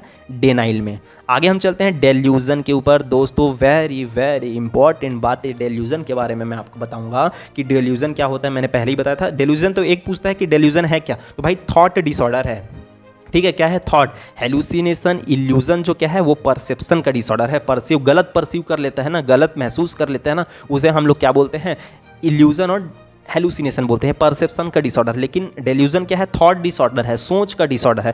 तो इसमें मैं क्या बताया था कि फॉल्स फिक्स्ड बिलीफ को ही हम लोग डेल्यूजन बोलते हैं। आगे हम चलते हैं। डेल्यूजन इन्वॉल्व डिस्टर्बेंस ऑफ किसका? देखो मैंने पहले ही बताया थॉट कंटेंट का, है ना। ठीक है, डेल्यूजन इज डिसऑर्डर ऑफ किसका? थॉट का। Perceptual misconception of a real object, तो इसको हम लोग क्या के नाम से जानते हैं दोस्तों? तो इसको हम लोग इल्यूजन के नाम से जानते हैं। यहाँ पे गलत हो गया है कि डेल्यूजन लिखा गया है, क्योंकि perceptual misconception of real object, कोई ना कोई ऑब्जेक्ट होता है उसका मिसकंसेप्शन परसेप्शन के मामले में होता है, तो उसे हम लोग इल्यूजन बोलते हैं। नेक्स्ट हम चलते हैं false believe that meets specific psychological need, तो इसे हम लोग डेल्यूजन के नाम से जानते हैं।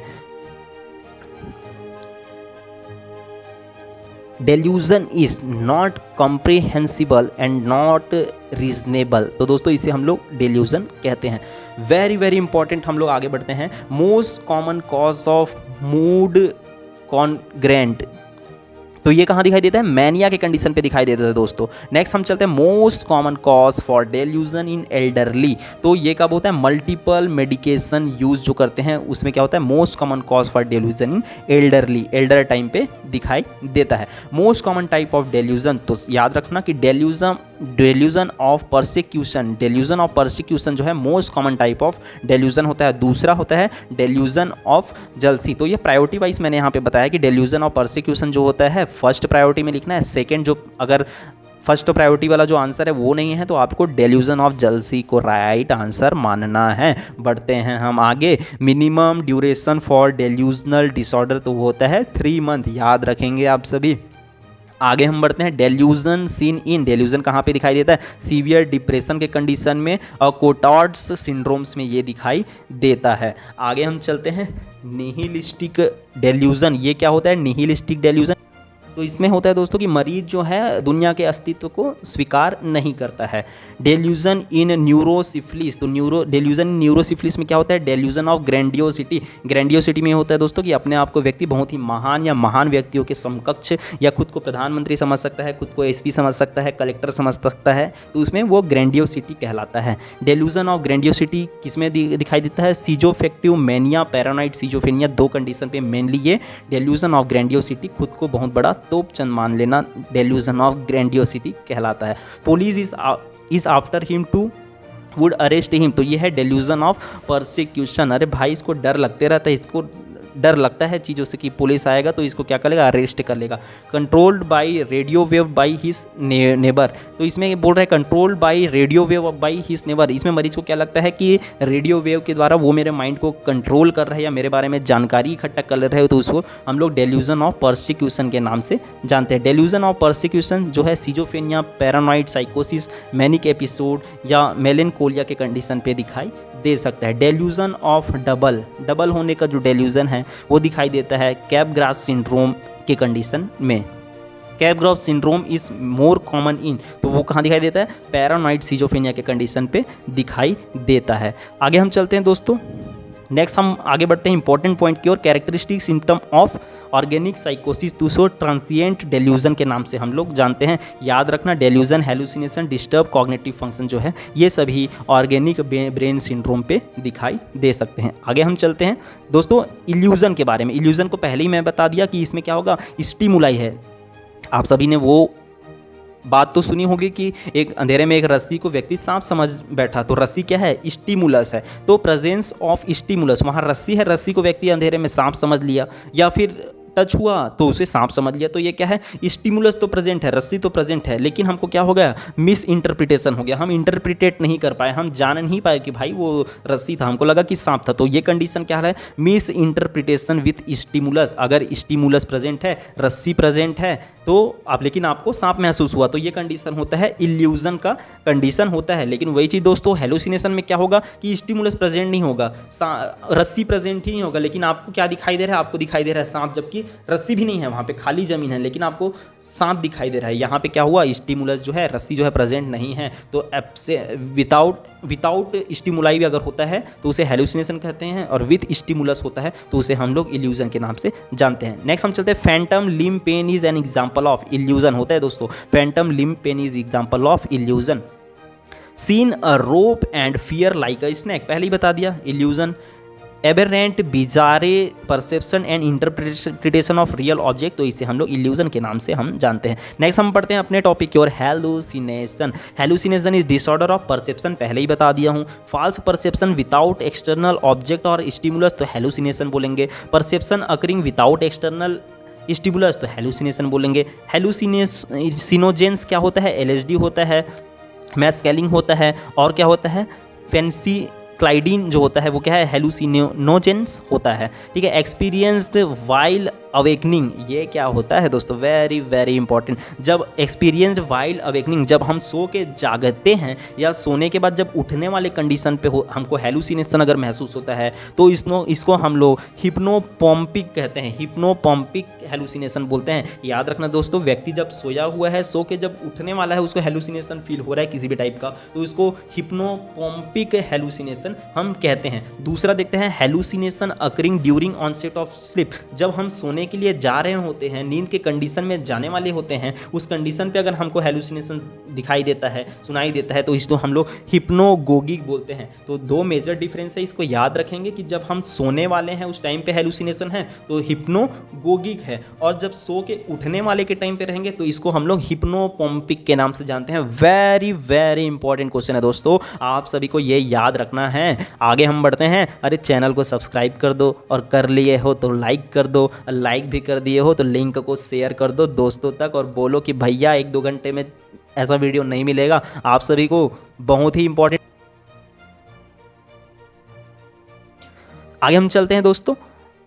नेक्स्ट, ऑल्फैक्टरी हेलुसिनेशन, तो ये होता है टेम्पोरल लोब डिसऑर्डर में जब भी होता है तो ऑल्फैक्टरी हेलुसिनेशन हो सकता है। गैस्टेटरी हेलुसिनेशन एसोसिएट विथ, गैस्टेटरी जो हेलुसिनेशन होता है किससे एसोसिएट होता है, टेम्पोरल लोब एपिलेप्सी के कारण हो सकता है। Organic cause of behavioural symptom, तो इसमें visual hallucination. Commonest type of organic hallucination तो होता है दोस्तों visual hallucination. Visual hallucination are seen in, किन में दिखाई देता है, alcoholism, delirium, temporal lobe epilepsy में दिखाई देता है। नेक्स्ट हम बढ़ते हैं दोस्तों, visual hallucination commonly seen in, visual, याद रखना विजुअल हेलुसिनेशन कहाँ दिखता है कॉमनली, भैया डेलीरियम पे दिखाई देता है। कहाँ पे, डेलीरियम पे दिखाई देता है। बढ़ते हैं, formed visual hallucination are seen in lesion of temporal lobe. Most common hallucination in non organic psychiatric disorder, तो वो होता है दोस्तों auditory hallucination. Most common hallucination in non organic psychiatric disorder. अरे नॉर्मली अगर पूछा जाए कि नॉर्मल वाला हेलुसिनेशन क्या है जो नॉर्मल व्यक्तियों में भी दिखाई दे सकता है, तो ऑडिटरी हेलुसिनेशन। दोस्तों कई बार हमको लगता है ना कि हाँ क्या बोला, तो फिर बोलता है मैं कहाँ कुछ बोला, लेकिन हमको लगता है कि सामने वाले व्यक्ति ने मेरे को आवाज़ दिया, लेकिन एक्चुअल में वो व्यक्ति आवाज़ नहीं दिया होता है, और हम पूछते हैं कि भाई आवाज़ क्यों दिया। तो नॉर्मल ह्यूमन बींग होते हैं उसमें भी जो है, तो नॉर्मल ह्यूमन अगर पूछा जाए कि नॉर्मल ह्यूमन बींग में भी कौन सा टाइप का हेलुसिनेशन सबसे ज़्यादा है, तो ऑडिटरी हेलुसिनेशन है। इस बात का विशेष ध्यान रखेंगे। ऑडिटरी हेलुसिनेशन और नॉट सीन इन, तो हिस्टीरिया के कंडीशन पे दिखाई नहीं देता है। हेलुसिनेशन और नॉट सीन इन, तो एंजाइटी पे भी ये दिखाई नहीं देता है। आगे हम बढ़ते हैं, कुछ साइकेट्रिक में होने वाले टेस्ट के बारे में, कुछ डायग्नोस्टिक टेस्ट है दोस्तों, वेरी वेरी इंपॉर्टेंट, एग्जाम पे आते हैं, आया है और आते रहेगा। बढ़ते हैं, most common screening test for organic brain disorder, तो दोस्तों most screening test for organic brain disorder के लिए होता है, तो उसका नाम है Bender visual motor gestalt test. Sign of organic brain damage evident on, तो किसमें, Bender gestalt test. Not a projective test, projective test कौन सा इसमें नहीं है, बेंडर गेस्टाल्ट टेस्ट। आप दोस्तों गूगल पे जाइए और इस टेस्ट का नाम लिखिए, इसके बारे में जरूर थोड़ा सा जानने की कोशिश कीजिए। रॉर स्चैच टेस्ट मेज़र, तो वो किसके लिए? रॉ टेस्ट एक टेस्ट होता है, किसके मेज़र करने के लिए करते हैं? पर्सनैलिटी के मेज़रमेंट के लिए। मेज़रमेंट का मतलब होता है कि उसको डायग्नोज करने के लिए किस टाइप का पर्सनैलिटी है, टाइप ए है, सॉरी क्लस्टर ए है, क्लस्टर बी है, क्लस्टर सी है, इसमें से बहुत सारे पर्सनैलिटी है क्या, बॉर्डर लाइन पर्सनैलिटी है क्या, क्या सीजॉइड पर्सनैलिटी है क्या। तो इस चीज़ को देखने के लिए हम लोग Rorschach ink blot test use करते हैं। और ये जो टेस्ट होता है वो प्रोजेक्टिव होता है, याद रखना दोस्तों। बेंडर विजुअल मोटर गेस्टाल होता है वो प्रोजेक्टिव नहीं होता है, लेकिन Rorschach ink blot test होता है वो है प्रोजेक्टिव होता है। ठीक है, आगे याद रखना, इसको गूगल पे ज़रूर एक बार सर्च कर लेना। ठीक है, टेस्ट यूजिंग प्रोजेक्शन, तो प्रोजेक्शन में कौन सा यूज़ होता है प्रोजेक्शन के द्वारा? तो Rorschach ink blot test हम यूज़ करते हैं। ठीक है, नेक्स्ट आगे हम बढ़ते हैं। हॉलिस्टेड रिटेन बैटरी, तो यह है finger oscillation rhythmic appreciation test. आगे हम बढ़ते हैं दोस्तों ऑर्गेनिक ब्रेन सिंड्रोम की ओर। किसकी ओर? Organic brain syndrome.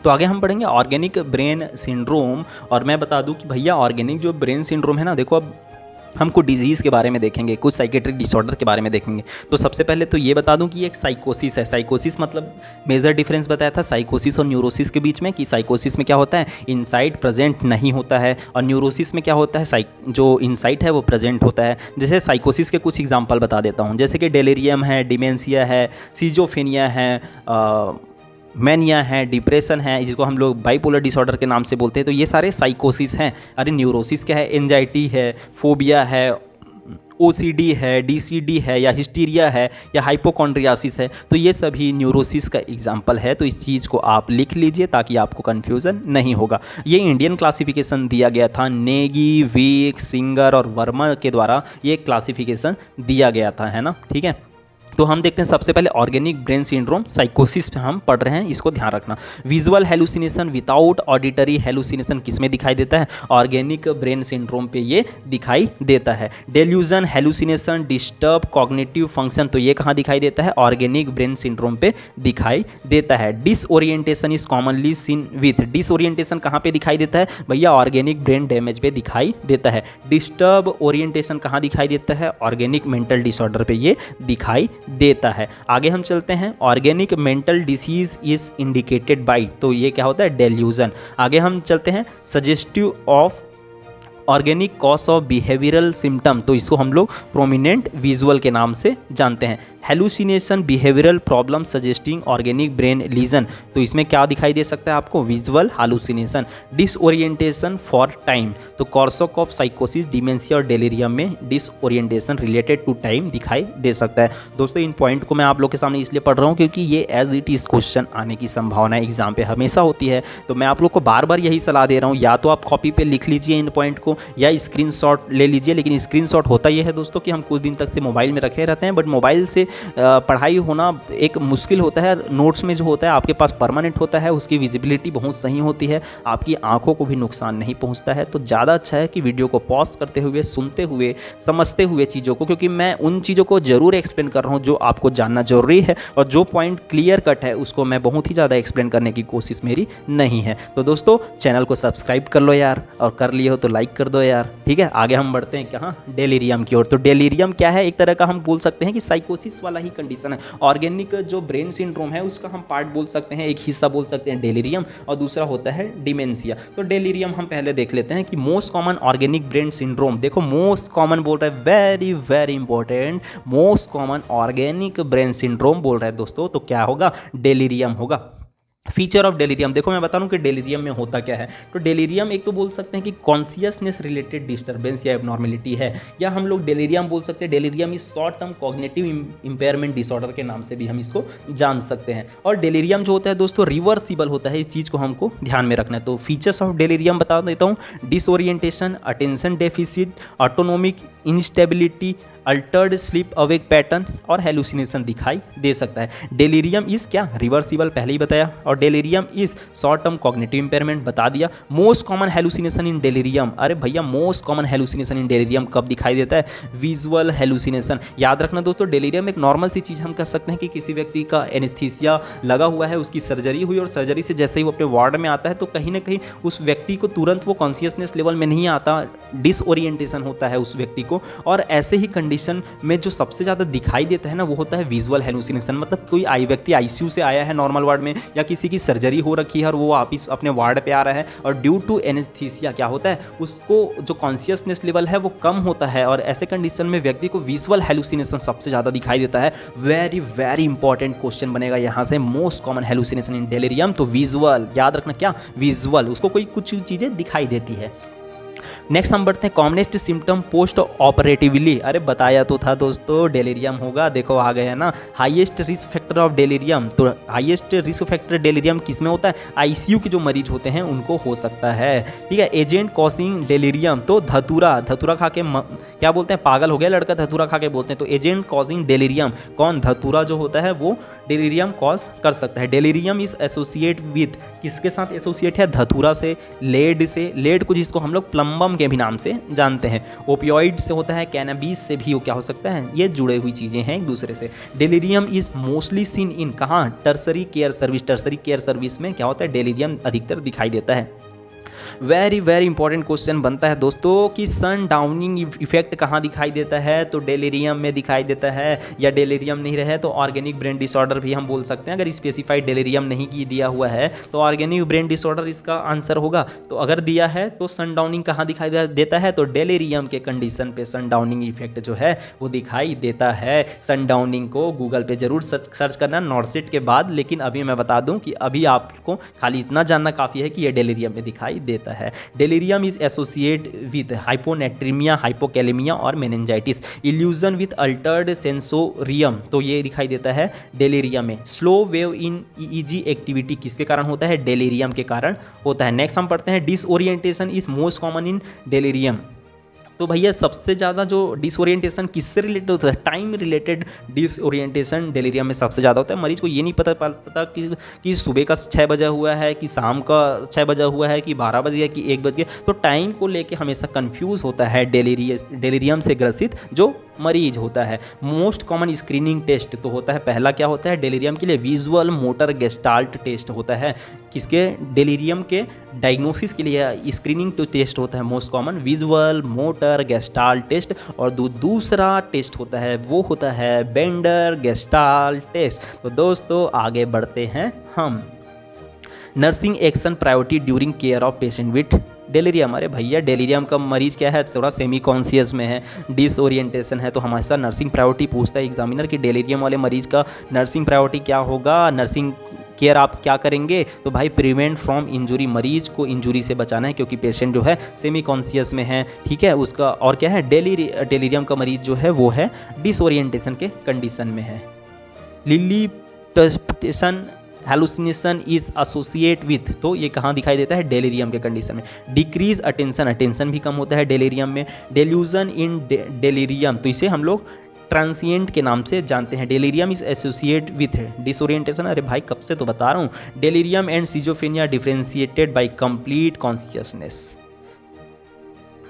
आगे हम चलते हैं एमनेस्टिक डिसऑर्डर की ओर, एमनीसिया की जिसके नाम से हम लोग इसको जानते हैं। 45 year male alcoholic dependence, confusion, nystagmus, ataxia, sixth nerve weakness, तो ये है वर्निक्स इंसेफेलोपैथी में दिखाई देता है। Wernicke's disease, global confusion, ophthalmoplegia, ataxia. Wernicke's encephalopathy residual palsy in 50% of patient, extra ocular palsy disappear in are. Treatment of Wernicke's encephalopathy तो होता है thiamine. Vitamin required in increased carbohydrate diet, तो vitamin B1। Confabulation typically seen in, कहाँ दिखाई देता है, कन्फाबुलेशन alcoholism में, जो दारू पिया होता है ना उसमें कन्फाबुलेशन यूजुअली दिखाई देता है। कार्सोकोफ साइकोसिस, severe anterograde and mild retrograde memory. Korsakoff साइकोसिस जो है कन्फाबुलेशन क्रिएट कर सकता है। कॉर्साकॉफ साइकोसिस is diagnosed by impairment of long term memory, anterograde amnesia, head injury. Anterograde commonly seen in after post traumatic head injury में anterograde amnesia दिखाई देता है। Psychogenic amnesia characterise by patchy impairment of personal memories. आगे हम बढ़ते हैं दोस्तों dementia की ओर में। कहाँ? डिमेंशिया। तो डिमेंशिया क्या होता है? Permanent cognitive impairment, impairment of memory, IQ, lack of hygiene without disturbance of consciousness. याद रखना, डेलीरियम में कॉन्शियसनेस डिस्टर्ब हो रहा था, लेकिन डेलीरियम में डिमेंशिया में कॉन्शियसनेस का जो पार्ट है वो हमेशा एक्टिव रहेगा, मरीज कॉन्शियस रहेगा। किसमें? डिमेंशिया में। और सेमी कॉन्शियस हो सकता है किसमें? डेलीरियम में। तो मेजर अंतर है ये। Psychiatric disorder common in India above 60, तो वो 60 साल से ऊपर जो व्यक्ति हैं उसमें डिमेंशिया होने की चांसेस ज़्यादा हैं। भारत की बात हो रही है। Dementia also known as senile old age. Most common cause of dementia is in adult. तो फर्स्ट है अल्जाइमर डिसीज, इसको हम लोग बोल सकते हैं एसिटिल कोलिन डेफिशिएंसी, और दूसरा होता है CVA सेरेब्रोवास्कुलर एक्सीडेंट। आगे हम बढ़ते हैं cause of reversible dementia, hypothyroidism, sub acute combined degeneration, reversible cause of dementia, toxic post encephalitis, treatable cause of dementia, hypothyroidism, SDH, hydrocephalus. Dementia क्या होता है? Irreversible, hallucination are not common, nootropic has limited role. आगे हम चलते हैं most helpful in differentiating dementia from severe depression, grasp reflex, irreversible dementia, Alzheimer disease, cortical dementia, simple delusion, sub cortical dementia, complex delusion. Characteristic feature of सब cortical dementia, memory loss, biological amnesia, pre senile dementia. Vascular dementia is characterised by disorientation, memory deficit, emotional lability, personality disorientation. Frontotemporal dementia, Pick disease, non fluent aphasia, semantic dementia, localise regional cerebral atrophy कहाँ है? Frontotemporal dementia में दिखाई देता है। Frontotemporal dementia में क्या होता है? लॉस ऑफ इंसाइट बताया ही था आप सभी को, है ना? ठीक है। डिमेंशिया विथ ल्यूई बॉडी, तो इसे कहाँ पे दिखाई देता है? कहाँ को इन्वॉल्वमेंट होता है? पोस्टीरियर पैराइटल इन्वॉल्वमेंट होता है। Pick's body in Pick's disease, tau protein है ना, टाउ प्रोटीन जो है रिस्पॉन्सिबल है इसके लिए। आगे हम चलते हैं mini mental status examination test किसमें होता है? MMSE, जिसको हम लोग बोलते हैं किसमें? डिमेंशिया में। MMSE test is also known as क्या बोलते हैं? फोलेस्टीन टेस्ट बोलते हैं। क्या बोलते हैं? फोलेस्टीन टेस्ट के नाम से हम लोग जानते हैं किसको? मिनी मेंटल स्टेटस एग्जामिनेशन को क्या बोलते हैं? फोलेस्टीन टेस्ट के नाम से जानते हैं। कितने कंपोनेंट होते हैं MMSE में? तो 5 कंपोनेंट होते हैं। एग्जामिनर पूछता है कितने कंपोनेंट, याद रखना है आप सभी को। कितने?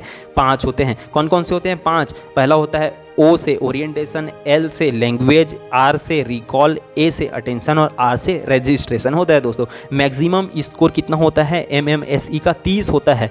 तो वेरी इंपॉर्टेंट पॉइंट है ये, है ना? ठीक है, ध्यान में रखना, कई बार आता है एग्जाम पे, है ना? आगे हम चलते हैं। मैक्सिमम जो स्कोर पूछेगा कितना होता है? 30 होता है। नॉर्मल हम कब बोल सकते हैं? जब 25 से ऊपर स्कोर करे। सस्पेक्टेड कब बोल सकते हैं? जब 20 से 24 हो, है ना? कंफर्म कब बोल सकते हैं? जब वो 20 से कम हो। तो कंफर्म है भैया कि इसका जो है जो एग्जामिनेशन है वो बहुत ही पुअर है ना? ठीक है। रिवास्टिग्माइन डोनेपेजिल यूज्ड इन मैनेजमेंट ऑफ किसके? Dementia. Most common mental disorder causing death, Alzheimer disease and other dementia. Chromosomal anomalies associated with Alzheimer disease, trisomy of 21. Protein involved in Alzheimer disease, ApoE gene. Protein affected in Alzheimer disease, 6 amyloid. Biochemical etiology of Alzheimer disease related to acetylcholine. Alzheimer's disease कहाँ होता है? Temporal और parietal lobe, है ना? Propagnosia, loss of memory, third person hallucination in 70-year-old man, a month increase deep tendon reflex, mini mental status examination score is 20/30 और Alzheimer disease में ये हो सकता है। Feature of Alzheimer disease, recent memory loss. पूछेगा कि क्या feature है भाई, कौन सा मेमोरी लॉस होता है? तो रिसेंट मेमोरी लॉस होता है ना? ठीक है। Neurofibrillary tangle and senile plaque जो होता है अल्जाइमर डिसीज में दिखाई देता है। सेनाइल डीजनरेटिव प्लाक कहाँ दिखाई देता है? अल्जाइमर डिसीज में। ठीक है। हिरानो बॉडी कहाँ दिखाई देता है? अल्जाइमर डिसीज में। Presence of tau protein suggest कहाँ? Neuro degeneration. Alzheimer disease is related to small vessel disease. ठीक है। Donepezil and rivastigmine used in management of कहाँ? अल्जाइमर डिसीज़ में यूज़ करते हैं। Drug used in Alzheimer disease rivastigmine, है ना, ठीक है। Anticholinergic drug use in Alzheimer disease rivastigmine. Drug used in Alzheimer disease having adverse effect on liver, तो वो होता है टैक्रीन जो होता है ना। Huperzine A is used in treatment of Alzheimer disease, है ना।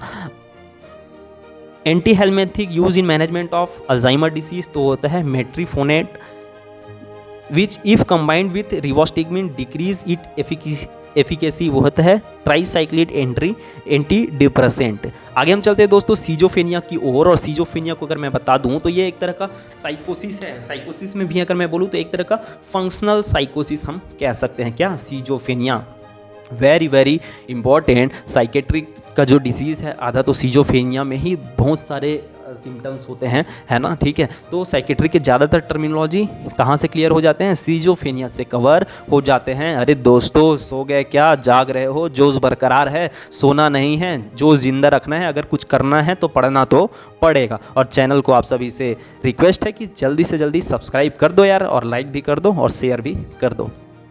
सीजोफेनिया मीन क्या होता है, पूछता है split of mind, 10 bar exam पे आया है और भी आएगा। वर्ड सीजोफेनिया इज क्वाइनेड बाय यूजेन ब्लूलर, स्टार्टिंग पे ही बताया था। अर्लियर सीजोफेनिया नोन एज, सीजोफेनिया को शुरुआती दौर में डिमेंशिया प्रीकॉक्स बोलते थे। क्या बोलते हैं, डिमेंशिया प्रीकॉक्स के नाम से बोलते हैं। और ये वर्ड कौन दिया था, क्रैपलिन ने इस वर्ड को दिया गया था। कौन सा बायोकेमिकल जिम्मेदार है सीजोफेनिया के लिए, तो increase dopamine and increase serotonin जो है, ये क्या होता है, एक तरह का न्यूरोट्रांसमीटर होता है दोस्तों, और यही जिम्मेदार है सीजोफेनिया के लिए कि डोपामाइन का लेवल बढ़ जाना और सेरोटोनिन का लेवल भी बढ़ जाना। आगे हम चलते हैं, सीजोफेनिया क्या है, फंक्शनल साइकोसिस है, पहले ही बताया। इंसिडेंस ऑफ सुसाइड कितना है, 8 से 10 पर 10 लाख पॉपुलेशन, मतलब 10 लाख पॉपुलेशन में 8 से 10 लोग सुसाइड कर लेते हैं। लाइफ टाइम रिस्क ऑफ सीजोफेनिया कितने प्रतिशत लोगों को है, 1% लोगों, 1% सबको चांस है कि क्या हो जाए, कि एक बार जिंदगी में फिर उसको सीजोफेनिया हो जाए। इंसिडेंस ऑफ सीजोफेनिया इन इंडिया तो 1 to 5% है। सीजोफेनिया इज कॉमन इन किनको ज़्यादा दिखाई देता है, सीजोफेनिया किन में ज़्यादा पाया जाता है, एडोलेसेंट में। किसमें, एडोलेसेंट। दोस्तों एक एक लाइन पे क्वेश्चन है, क्या बोला, एक एक लाइन पे क्वेश्चन बन रहा है।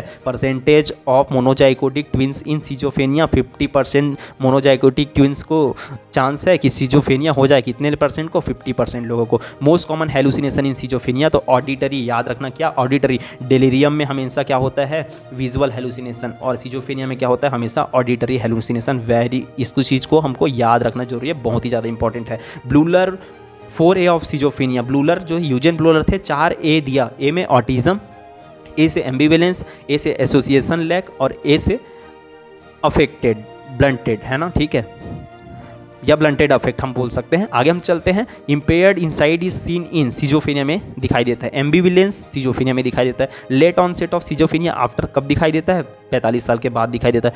First order symptom of schizophrenia, running commentary of one's thought, primary delusion, somatic passivity, ठीक है। आगे हम बढ़ते हैं, Schneider first rank symptom, first rank symptom में हमेशा आता है कि कौन कौन सा इसमें फर्स्ट रैंक सिम्टम है, ये आपको दिखाई देगा साइन एंड सिम्टम में सीजोफेनिया के। तो auditory hallucination, thought insertion, thought withdrawal, thought broadcasting, made feeling, made action, somatic passivity, delusional perception. People affected in schizophrenia, तो मोर इंटेलिजेंट, जो ज़्यादा इंटेलिजेंट होते हैं ना, उन्हीं को सीजोफेनिया के चांसेस ज़्यादा होते हैं। सीजोफेनिया कॉमनली अकर इन एडोलेसेंट और लो सोशियो इकोनॉमिक वाले जो व्यक्ति होते हैं, उनमें ज़्यादा चांस होता है। Factor schizophrenia associate with asthenic personality वाले में दिखाई देता है। सोमैटिक पैसिविटी किस में दिखाई देता है, पैरानाइड सीजोफेनिया में दिखाई देता है। प्राइमरी डिस्टर्बेंस इन सीजोफेनिया में क्या होता है, फॉर्मल थॉट डिसऑर्डर। सीजोफेनिया में क्या होता है, altered affect, incongruity of emotion और नियोलॉगिज्म दिखाई देता है। Pathognomonic of schizophrenia, auditory hallucination, giving running commentary. Schizophrenia में क्या होता है, थॉट ब्रॉडकास्टिंग, है ना, थर्ड पर्सन हेलुसिनेशन और make violence. Loss of insight कहाँ पे हो जाता है, कहाँ पे हो जाता है, सीजोफेनिया में। अरे भैया साइकोसिस है ये ना, एक फंक्शनल साइकोसिस है। साइकोसिस में बताया था इनसाइट होता नहीं है, तो वही तो बोल रहा है ना। पैरानाइड सीजोफेनिया प्रेजेंट विथ परसिक्यूटरी और ग्रैंडियोस डेल्यूजन। सीजोफेनिया लाइक सिम्टम, एम्फीटामाइन जो है ड्रग के कारण सीजोफेनिया लाइक सिम्टम उत्पन्न हो सकता है। Most cause of premature death in schizophrenia, suicide, याद रखना। Positive symptom of schizophrenia, conceptual disorganization, delusion और hallucination. Negative symptom of schizophrenia, loss of function, anhedonia, decrease emotion expression, impaired concentration, diminished social engagement. Type of schizophrenia हम देखते हैं catatonic schizophrenia. Catatonia is commonly seen in schizophrenia. Waxy, flexibility, rigidity, negativism, grimacing, mannerism, catatonic schizophrenia दिखाई देता है। Catatonic schizophrenia is associate with motor symptom, ठीक है। Psychomotor symptom in schizophrenia catatonic. Stupor, waxy, flexibility, posturing जो है catatonic schizophrenia. Late onset, good prognosis, catatonic best prognosis तो होता है किसमें, कैटाटोनिक सिजोफ्रेनिया। आगे हम चलते हैं पैरानाइड सिजोफ्रेनिया। वो क्या होता है पैरानाइड सिजोफ्रेनिया में, भाई शक करता है सबके ऊपर, है ना। Most common type of schizophrenia बोला जाए तो पैरानॉइड सिजोफ्रेनिया, ठीक है। Defect of cognition is typically seen in paranoid schizophrenia. Delusion of persecution, control and self reference, paranoid schizophrenia. Paranoid schizophrenia में दोस्तों ये होता है कि व्यक्ति हमेशा शक करता है कि ये मुझे मार तो नहीं देगा, मेरे खाने में जहर तो नहीं मिला देगा, तो इसे हम लोग पैरानॉइड सिजोफ्रेनिया में इस टाइप की कंडीशन देखने को मिल सकता है। Hebephrenic schizophrenia, disorganize schizophrenia is also called as hebephrenic schizophrenia. Early onset poor prognosis होता है किसका, हेबरफ्रेनिक सिजोफ्रेनिया का। Grossly disorganize, severe personality deterioration and worst prognosis किस में दिखाई देता है, हेबरफ्रेनिक सिजोफ्रेनिया में। सिंपल सिजोफ्रेनिया का हम देखते हैं कुछ type. Schizophrenia with worst prognosis, बहुत ही खतरनाक प्रोग्नोसिस होता है इसका, किसका, सिंपल सिजोफ्रेनिया का। सिंपल सिजोफ्रेनिया में क्या होता है, सोशल विड्रॉल हो जाता है। Visual hallucination without auditory hallucination, chronic schizophrenia में। Fact related to management of schizophrenia, treatment of negative symptom in schizophrenia किसके द्वारा करते हैं, क्लोजापाइन के द्वारा करते हैं। Drug of choice for refractory schizophrenia, तो वो भी है क्लोजापाइन। अब हम चलते हैं आगे मूड डिसऑर्डर की ओर, जिसमें हम लोग क्या देखते हैं, मूड डिसऑर्डर में क्या क्या आता है, डिप्रेशन आता है और मैनिया आता है, और ये भी एक तरह का साइकोसिस है, याद रखना, ठीक है। अभी हम साइकोसिस से ही रिलेटेड बातों को देख रहे हैं। अरे दोस्तों बहुत ही कम टाइम में पूरा का पूरा स्टडी करना है ना, फटाफट इस वीडियो को देखते रहो, ध्यान से देखते रहो, नोट्स बनाते रहो और चैनल को भी ना सब्सक्राइब करते रहो यार, ठीक है। डिप्रेशन की हम देखते हैं कि डिप्रेशन में क्या है। इंसिडेंस ऑफ सुसाइड, डिप्रेशन में व्यक्ति सुसाइड करता है 8 से 10 पर लाख पॉपुलेशन है, 1 लाख पॉपुलेशन में 8 से 10 व्यक्ति डिप्रेशन के कारण सुसाइड कर लेता है। Most common age group of major depression, ठीक है। मिडिल एज जो फीमेल होते हैं ना, मोस्ट कॉमन एज है ना मिडिल एज फीमेल, है ना। बायोलॉजिकल कॉज क्या होता है, कौन सा न्यूरोट्रांसमीटर कम हो जाता है, तो होता है तो सेरोटोनिन, है ना। डिप्रेशन में क्या, serotonin. Most common psychiatric disorder in India और वर्ल्ड में कौन सा है, major depression. Very very important, depression के बारे में इतना इंपॉर्टेंट फैक्ट्स बता रहा हूँ कि आप लोग को मिलना मुश्किल होगा। इन फैक्ट्स को किसी भी बुक में आपको मिलने में बहुत ही प्रॉब्लम होगा, या काफ़ी टाइम आपको इंगेज करने के बाद ये सारे फैक्ट्स आप लोग को मिल पाएंगे। लेकिन मैंने इन सबको 10 दिन मेहनत करके इसको अरेंज कर रहा है, काफ़ी सारे कंटेंट को, ठीक है। आगे हम चलते हैं दोस्तों। Maximum loss of daily occurs in which psychiatric condition, depression.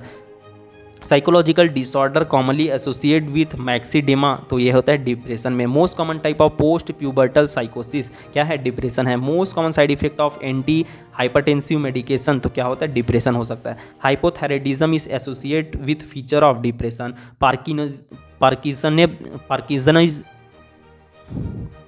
Parkinsonism commonly present with depression. Commonly cause of mood congruent delusion, तो होता है depression. Most common mental disorder causing daily loss, unipolar depression. Depression is commonly associate with cancer of किसके, pancreas, जब cancer होता है उससे associate है कौन सा, डिप्रेशन। फीचर ऑफ डिप्रेशन क्या होता है, इंसोम्निया, नींद नहीं आता, वेट लॉस होता है, लॉस ऑफ सेल्फ स्टीम, आत्मसम्मान की भी कमी हो जाती है। Early morning awakening is associate with depression, तो दोस्तों early morning awakening is associate with depression, जल्दी नहीं उठना है बोल रहा है ना, 3 बजे उठ के पढ़ना चालू मत कर देना, कहने का मतलब है नींद तो आप पूरा लो। मेजर साइकोसिस, एंडोजिनस डिप्रेशन, डिप्रेशन इस क्या है, डिप्रेशन क्या है, मूड डिसऑर्डर है, हमेशा याद रखना मूड डिसऑर्डर है, एक तरह का साइकोसिस है हम कह सकते हैं, ठीक है। डिप्रेशन DSM-4 में, ठीक है, 2 वीक हम देखते हैं। Suicidal tendencies most common with depression, है ना, ठीक है। एनहेडोनिया सीन इन कहाँ दिखाई देता है, डिप्रेशन में। एपैथी कहाँ दिखाई देता है, डिप्रेशन में। और डिप्रेशन के कुछ साइन हैं, एग्जाम में कई बार पूछा गया है, एम्स में कई बार आता है, तो कौन कौन से साइन याद रखना डिप्रेशन में, ओमेगा साइन, वीरागत साइन और स्वैग साइन। और स्वैग साइन का भी फुल फॉर्म है, S का मतलब है सुसाइड, W का मतलब है वेट लॉस, A का मतलब है एनहेडोनिया और G का मतलब है गिल्ट। मैनेजमेंट क्या हो सकता है भैया, तो ECT इलेक्ट्रोकन्वल्सिव थेरेपी हो सकता है, और क्या हो सकता है कॉग्निटिव बिहेवियर थेरेपी, CBT के नाम से हम इसको जानते हैं। Always use open ended question, है ना, नर्सिंग में याद रखना है। नर्सिंग से मरीज से जब भी क्वेश्चन पूछने जाए तो प्रायोरिटी वाइज क्वेश्चन ये आता है कि क्या होता है, तो हमेशा मरीज से ओपन एंडेड क्वेश्चन पूछना है। इस बात को याद रखना। इससे रिलेटेड कई सारे क्वेश्चन बनते हैं, लेकिन आंसर आपका यही आता है, ओपन एंडेड क्वेश्चन पूछना है मरीज से, है ना। Anti depressant treatment based on side effect profile of drug, exercise relieve depression by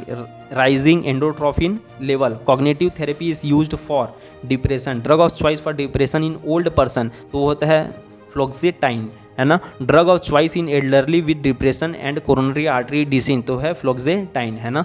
newer MAO inhibitor are useful in the treatment of depression. Treatment of choice for depression in pregnancy and lactation, very important, TCA. Treatment of choice for depression with suicidal tendency, delusion के features जो होते हैं तो ECT, electroconvulsive therapy.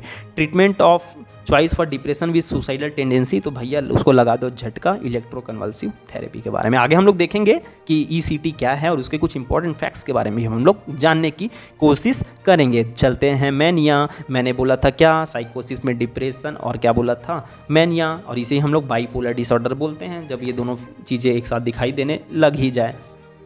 Neurotransmitter increase in mania, mania में कौन सा neurotransmitter बढ़ जाता है, तो नॉर एड्रेनलिन जो है बढ़ जाता है। फीचर क्या है, elation of mood, flight of idea, increase psychomotor activity. Mania जो क्या है भाई, बाइपोलर डिसऑर्डर है। स्टेज क्या है मैनिया का, यूफोरिया, इलेशन, एक्सल्टेशन और इकेस्टेसी, तो ये 4 स्टेज होते हैं, चारों का नाम याद रखना है। Mania is a disorder of mood. Criteria to diagnose mania, duration 1 week का, 1 सप्ताह का टाइम चाहिए, ठीक है। प्रेशर ऑफ थॉट कहाँ होता है, मैनिया में होता है। Increase in goal directed activity, भैया मैनिया वाला व्यक्ति गोल डायरेक्टेड एक्टिविटी करता है। बेसिक डिफेक्ट इन मैनिया तो क्या होता है, मूड का इलेशन होता है। मैनिया में और क्या होता है, elevated mood, delusion of grandiosity और डिस्ट्रैक्टिबिलिटी भी होता है। चलते हैं सुसाइड की ओर, इससे जुड़ा हुआ चीज़ें हैं, है ना। Most common mental disorder as a cause of suicide, तो डिप्रेशन के कारण सबसे ज़्यादा व्यक्ति सुसाइड कर लेता है। Suicide tendency are most common in depression, schizophrenia और सब्सटेंस एब्यूज वाले लोग करते हैं, ठीक है। Suicidal attempts are more common in severe depression, bipolar disorder और ओल्ड एज के लोग भी कर लेते हैं बीमारियों की वजह से। Neurotransmitter associate with suicidal tendency, serotonin क्या हो जाता है, इंक्रीज हो जाता है ना, ठीक है। Suicidal tendencies associate with alteration in brain level of क्या होता है, सेरोटोनिन के कारण होता है। आगे हम चलते हैं कि लिथियम के बारे में कुछ जानते हैं, है ना। मैनिया वगैरह में तो लिथियम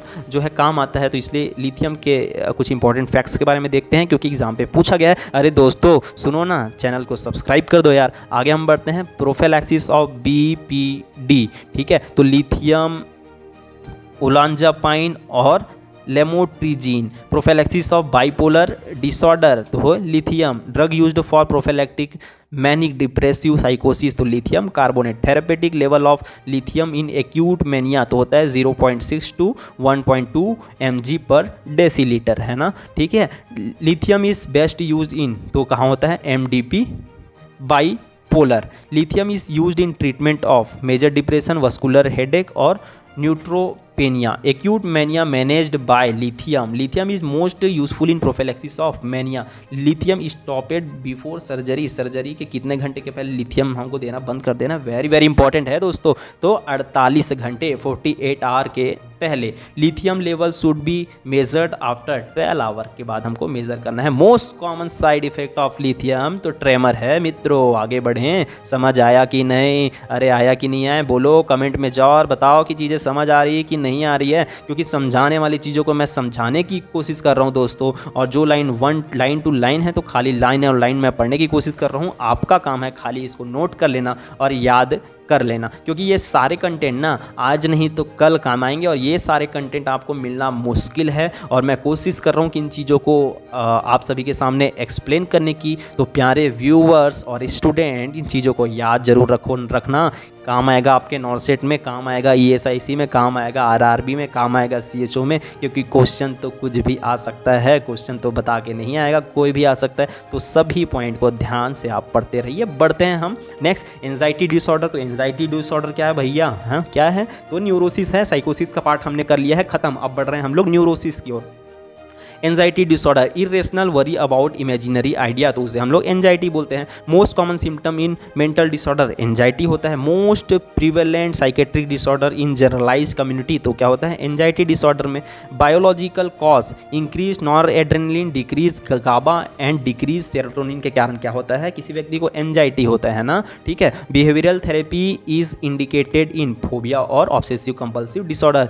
एकस्थेसिया कहाँ दिखाई देता है में क्या होता है मोटर रेस्टलेसनेस, तो ये एंजाइटी क्या होता है तो देखना irrational worries about imaginary idea, बिना मतलब का चिंता, irrational worry about imaginary idea, हो कुछ नहीं रहा है लेकिन अपन ज़बरदस्ती के इमेजिनरी आइडिया बना लिए, किसी कोई चीज़ को ज़बरदस्ती का सोच लिए जो कि इरेशनल है, जो कि हुआ ही नहीं है और हम चिंता करने लग जाते हैं, है ना, ठीक है, कि ऐसी चीज़ें जो हो ही नहीं रही है, कुछ बुरा हो ही नहीं रहा है लेकिन हम ज़बरदस्ती की उन चीज़ों को सोच ले रहे हैं और यही हमारा एंजाइटी कहलाता है। आगे हम बढ़ते हैं दोस्तों। जनरलाइज्ड एंजाइटी डिसऑर्डर की, जनरलाइज एंजाइटी डिसऑर्डर 6 महीने तक से हो तो इसे हम लोग जनरलाइज एंजाइटी डिसऑर्डर कहते हैं। जनरलाइज एंजाइटी डिसऑर्डर माइड्रियासिस के कारण भी हो सकता है। बढ़ते दोस्तों panic attack and panic disorder. Acute panic attack 10 minute से लेके 1 घंटे तक से हो सकता है। Drug of choice for panic attack, तो इमिप्रामाइन है drug of choice for panic attack.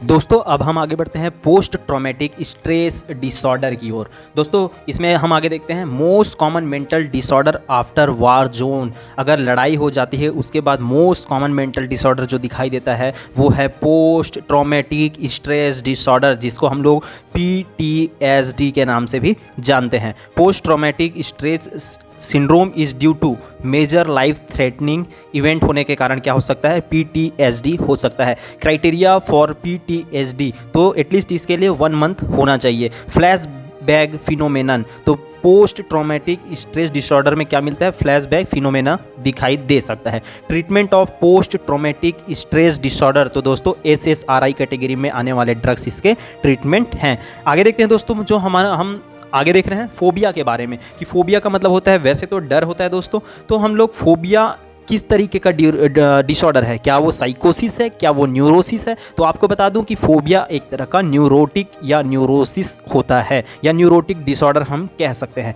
Fear of travelling in crowded place, इसको हम लोग एगोरा फोबिया के नाम से जानते हैं। दोस्तों फोबिया से रिलेटेड कई बार क्वेश्चन आता है कि आपको एक्सप्लेनेशन दे देता है, जैसे कि फियर ऑफ हाइट दे दिया तो आपको बताना होता है कि वो कौन सा टाइप का फोबिया है, उस फोबिया का नाम क्या है। तो हम देखते हैं वन बाय वन इम्पोर्टेंट वो फोबिया को जो अक्सर एग्ज़ाम पे आया हुआ है और आगे भी आने के चांसेस हैं। तो देखते हैं दोस्तों हम लोग। फियर ऑफ ट्रैवलिंग आपने देख लिया, agora phobia is a fear of open place या क्राउडेड प्लेस में भी हो सकता है। Most common phobia encountered in clinical practice, तो वो होता है एगोरा फोबिया। अगर आपको पूछा जाए most common phobia encountered in clinical practice, तो आपको याद रखना है agora phobia. Fear of close places को हम लोग बोलते हैं क्लस्ट्रोफोबिया के नाम से हम लोग इसको जानते हैं। फियर ऑफ हाइट को हम बोलते हैं एक्रोफोबिया, याद रखना है। फियर ऑफ डार्कनेस को हम लोग बोलते हैं नाइक्टोफोबिया।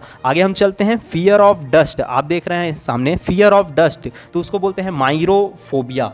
एलिजोफोबिया हम लोग किसको बोलते हैं, फियर ऑफ पेन को हम लोग क्या बोलते हैं एलिगीफोबिया के नाम से हम लोग इसको जानते हैं। Most specific feature of social phobia is blushing और शेकिंग, इसका ये मतलब है कि सोशल फोबिया अगर आप कोई बच्चा अगर स्टेज में कहीं नहीं गया है या बड़े भी व्यक्ति हो सकते हैं जो स्टेज में नहीं गए हैं, स्टेज में अचानक से उनको खड़ा करा दिया जाए तो उनका जो है फेस में ब्लशिंग चालू हो जाता है, शेकिंग हिलना डुलना चालू हो जाता है, ये एक तरह का क्या है, ये सोशल फोबिया है। Drug of choice for social phobia SSRI जो होता है drug of choice for social phobia होता है। और ये सोशल फोबिया की सबसे खासियत वाली बात यह है कि ये कॉमनेस्ट फोबिया है जो कि कॉमनली पाया जाता है। क्या सोशल फोबिया, याद रखेंगे दोस्तों, सोशल फोबिया जो है कॉमनेस्ट फोबिया होता है। एग्जाम में पूछा जाए कॉमनेस्ट फोबिया तो आंख मूंद के आपको सोशल फोबिया को राइट आंसर मारना है। Social phobia irrational fear of activities. Treatment of choice for phobia, तो कॉग्निटिव बिहेवियरल थेरेपी जिसको हम लोग CBT के नाम से जानते हैं दोस्तों, तो choice of treatment of choice है फोबिया के लिए है, वो है कॉग्निटिव बिहेवियर थेरेपी। आगे हम चलते हैं दोस्तों, systemic desensitisation is use for, ये एक तरह का साइकोथेरेपी है दोस्तों। सिस्टेमिक डिसेंसिटाइजेशन क्या है, एक तरह का साइकोथेरेपी है, और इसको हम लोग कहाँ के लिए उपयोग करते हैं, तो फोबिया के कंडीशन में हम लोग इसको यूज ला सकते हैं। ट्रीटमेंट ऑफ चॉइस, फिर से वही बोल रहे हैं, treatment of choice for phobia, तो बिहेवियरल थेरेपी हम लोग इसमें यूज करते हैं। और साइकोथेरेपी का एक टाइप ही है बिहेवियरल थेरेपी, और बिहेवियरल थेरेपी के अंदर आता है सिस्टेमिक डिसेंसिटाइजेशन। ठीक है, phobia typically seen at the age of 8 year, तो phobia typically seen at the age of 8 year, इसको हम लोग बोलते हैं टेनेटोफोबिया के नाम से हम लोग जानते हैं। और टेनेटोफोबिया क्या होता है, फियर ऑफ डेथ को ही हम लोग टेनेटोफोबिया के नाम से जानते हैं। Flooding is used for treatment of, flooding भी एक तरह का हम बोल सकते हैं साइकोथेरेपी है, जिसको ट्रीटमेंट किसके, फोबिया की ट्रीटमेंट करने के लिए उपयोग में लाया जाता है। Definitive treatment of all type of phobia, तो हम कह सकते हैं बिहेवियरल थेरेपी जो होता है वो ऑल टाइप के फोबिया में हम उपयोग में ला सकते हैं। Therapeutic exposure is a form of behavioural therapy, behavioural therapy क्या है, एक फॉर्म है एक्सपोजर एंड रिस्पॉन्स। दोस्तों थोड़ा सा मैं आप लोग को साइकोथेरेपी के बारे में बता देता हूँ कि psychotherapy is the establishment of therapeutic relationship between client and therapist को ही हम लोग क्या बोलते हैं, साइकोथेरेपी के नाम से जानते हैं। साइकोथेरेपी में कुछ मैं मेन थेरेपी उसके बारे में बता देता हूँ। एक तो इंडिविजुअल साइकोथेरेपी होता है, ग्रुप साइकोथेरेपी होता है, इंटरपर्सनल साइकोथेरेपी होता है, बिहेवियरल साइकोथेरेपी होता है, और अदर कुछ साइकोथेरेपी में जिसमें मिलोथेरेपी और बिब्लियोथेरेपी भी इसमें आता है। तो दोस्तों मैं बता दूं कि इंडिविजुअल थेरेपी में हम कह सकते हैं कि जो हिप्नोसिस है, एब्रिएक्शन थेरेपी है, सपोर्टिव थेरेपी है, और हम कह सकते हैं साइको एनालिसिस है, तो ये सारे किस में आते हैं, इंडिविजुअल थेरेपी में आते हैं। दूसरा याद रखना, हालांकि दोस्तों लिखा नहीं हूँ यहीं पर, लेकिन आप मेरी बातों को ध्यान से सुनते रहें, ग्रुप थेरेपी होता है, और ग्रुप थेरेपी को जो देने वाले हैं उनका नाम है, ग्रुप थेरेपी किनके द्वारा किया था, तो जोसेफ प्राट के द्वारा दिया गया था। याद रखना दोस्तों, जोसेफ प्राट के द्वारा दिया गया था। आगे मैंने इसके बारे में एक छोटा सा एक्सप्लेनेशन दिया है, तो आगे मैं काफ़ी कुछ आपको फिर से आगे बताने वाला हूँ। आगे हम चलते हैं फेमस ऑब्सेसिव कंपल्सिव डिसऑर्डर। जी हाँ दोस्तों, ये एक तरह का कैसा डिसऑर्डर है, हम बोलते हैं न्यूरोटिक डिसऑर्डर है या न्यूरोसिस है, हम लोग कह सकते हैं। ऑब्सेसिव कंपल्सिव डिसऑर्डर, जिसमें ऑब्सेशन का मतलब क्या होता है, अनवांटेड रिपीटेड थॉट। जी हाँ दोस्तों, आपको याद आ रहा होगा कि बार बार हाथ धोता है, उसको लगता है कि इसमें डस्ट है, जर्म है, इसलिए बार बार हाथ धोता है। ठीक है, तो वही वाला हम डिसीज के बारे में कुछ बेसिक सी जो बातें हैं, जो इंपॉर्टेंट बातें हैं, जो एग्जाम पे आते हैं, उन्हीं को मैं आप लोग को यहाँ पे बताऊंगा। तो ऑब्सेशन मतलब होता है अनवांटेड रिपीटेटिव थॉट, मतलब अनवांटेड है जिसका कोई मतलब नहीं है, और रिपीटेटिव थॉट है, एक ही थॉट बार बार आ रहा है कि भाई मेरे हाथ में डस्ट है, डस्ट है, डस्ट है, डस्ट है, तो मैं हाथ धोऊंगा। तो कंपल्सन में क्या होता है, एक्शन। ये बात कि मेरे हाथ में डस्ट है, ये चीज़ है ऑब्सेशन, और इस डस्ट को धोना है, जाके मैं धो रहा हूँ, वो है मेरा एक्शन, और जिसको हम लोग बोलते हैं कंपल्सन। तो मेरे को उम्मीद है दोस्तों कि ऑब्सेशन और कंपल्सन का जो मीनिंग है ना, वो आप लोग को अच्छे से समझ आ गया होगा। लेकिन उससे ज़्यादा भी इंपॉर्टेंट बात ये है कि पर्पस ऑफ कंपल्सन, जो कंपल्सन एक्शन कर रहा है, बंदा अपना हाथ धो रहा है जाके, उसके पीछे कारण क्या है, उसके पीछे गोल क्या है, उससे पेशेंट को क्या सेटिस्फेक्शन मिलेगा वो चीज़ करने से, तो वो है टू रिलीव एंजाइटी। तो मरीज को क्या होगा, उस साइकेट्रिक इल पेशेंट को क्या होगा, ओसीडी वाले मरीज को क्या होगा, टू रिलीव एंजाइटी। ऐसा करने से उसका एंजाइटी थोड़े वक्त के लिए कम हो जाएगा, क्या करके, हाथ को धो करके। ठीक है, नेक्स्ट हम लोग देखते हैं neurotransmitter involve in OCD. OCD में कौन सा न्यूरोट्रांसमीटर इन्वॉल्व होता है, तो उसका नाम है सेरोटोनिन। ट्रीटमेंट ऑफ ओसीडी, तो उसके लिए है एक्सपोजर एंड रिस्पॉन्स प्रिवेंशन, ये एक तरह का साइकोथेरेपी है। Most common type of OCD है तो वासर, जैसे मैंने बोला कि बार बार हाथ को धोता है बंदा, क्यों, उनको लगता है कि हाथ में डर्ट है, बैक्टीरिया है, तो इस टाइप का सोचने वाले most common type of OCD होते हैं, जिसको वासर बोल रहे हैं, मतलब धोने वाला, बार बार हाथों को धोने वाला।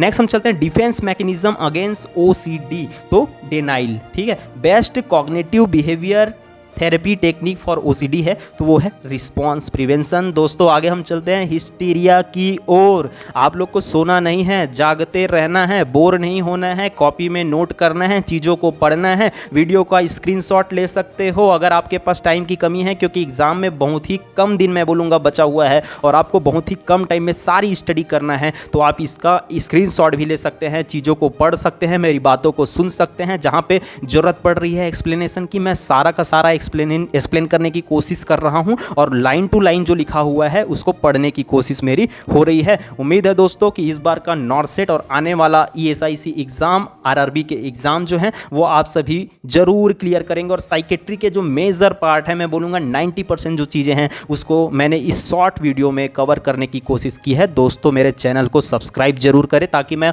और भी जितने सब्जेक्ट हैं उसके जो कंक्लूज़न वाले, जो उनके सार वाली चीज़ें हैं, जो इंपॉर्टेंट है, जो बार बार एग्ज़ाम पे आए हुए हैं, तो उस सभी कंटेंट को मैं आप सभी के सामने लाने की कोशिश करूंगा। साथ ही ऐसे कंटेंट जो कि बुक में नहीं मिल पाते हैं, आज की डेट में पढ़ाए नहीं जाते हैं, उन सारा कंटेंट को भी मैं लाने की कोशिश करूंगा। आपने अभी तक जितना कंटेंट पढ़ा है उसमें दोस्तों आप सभी को समझ आ ही गया होगा कि बहुत सारे ऐसे कंटेंट हैं जो काफ़ी नए और इंपॉर्टेंट आप लोग को लग रहे होंगे। आगे हम बढ़ते हैं हिस्टीरिया की ओर। हिस्टीरिया किसको कहेंगे? Unconscious internal stress anxiety are expressed by physical symptom को ही हम लोग हिस्टीरिया के नाम से जानते हैं। Most common presentation of hysterical pain तो वो होता है abdominal pen.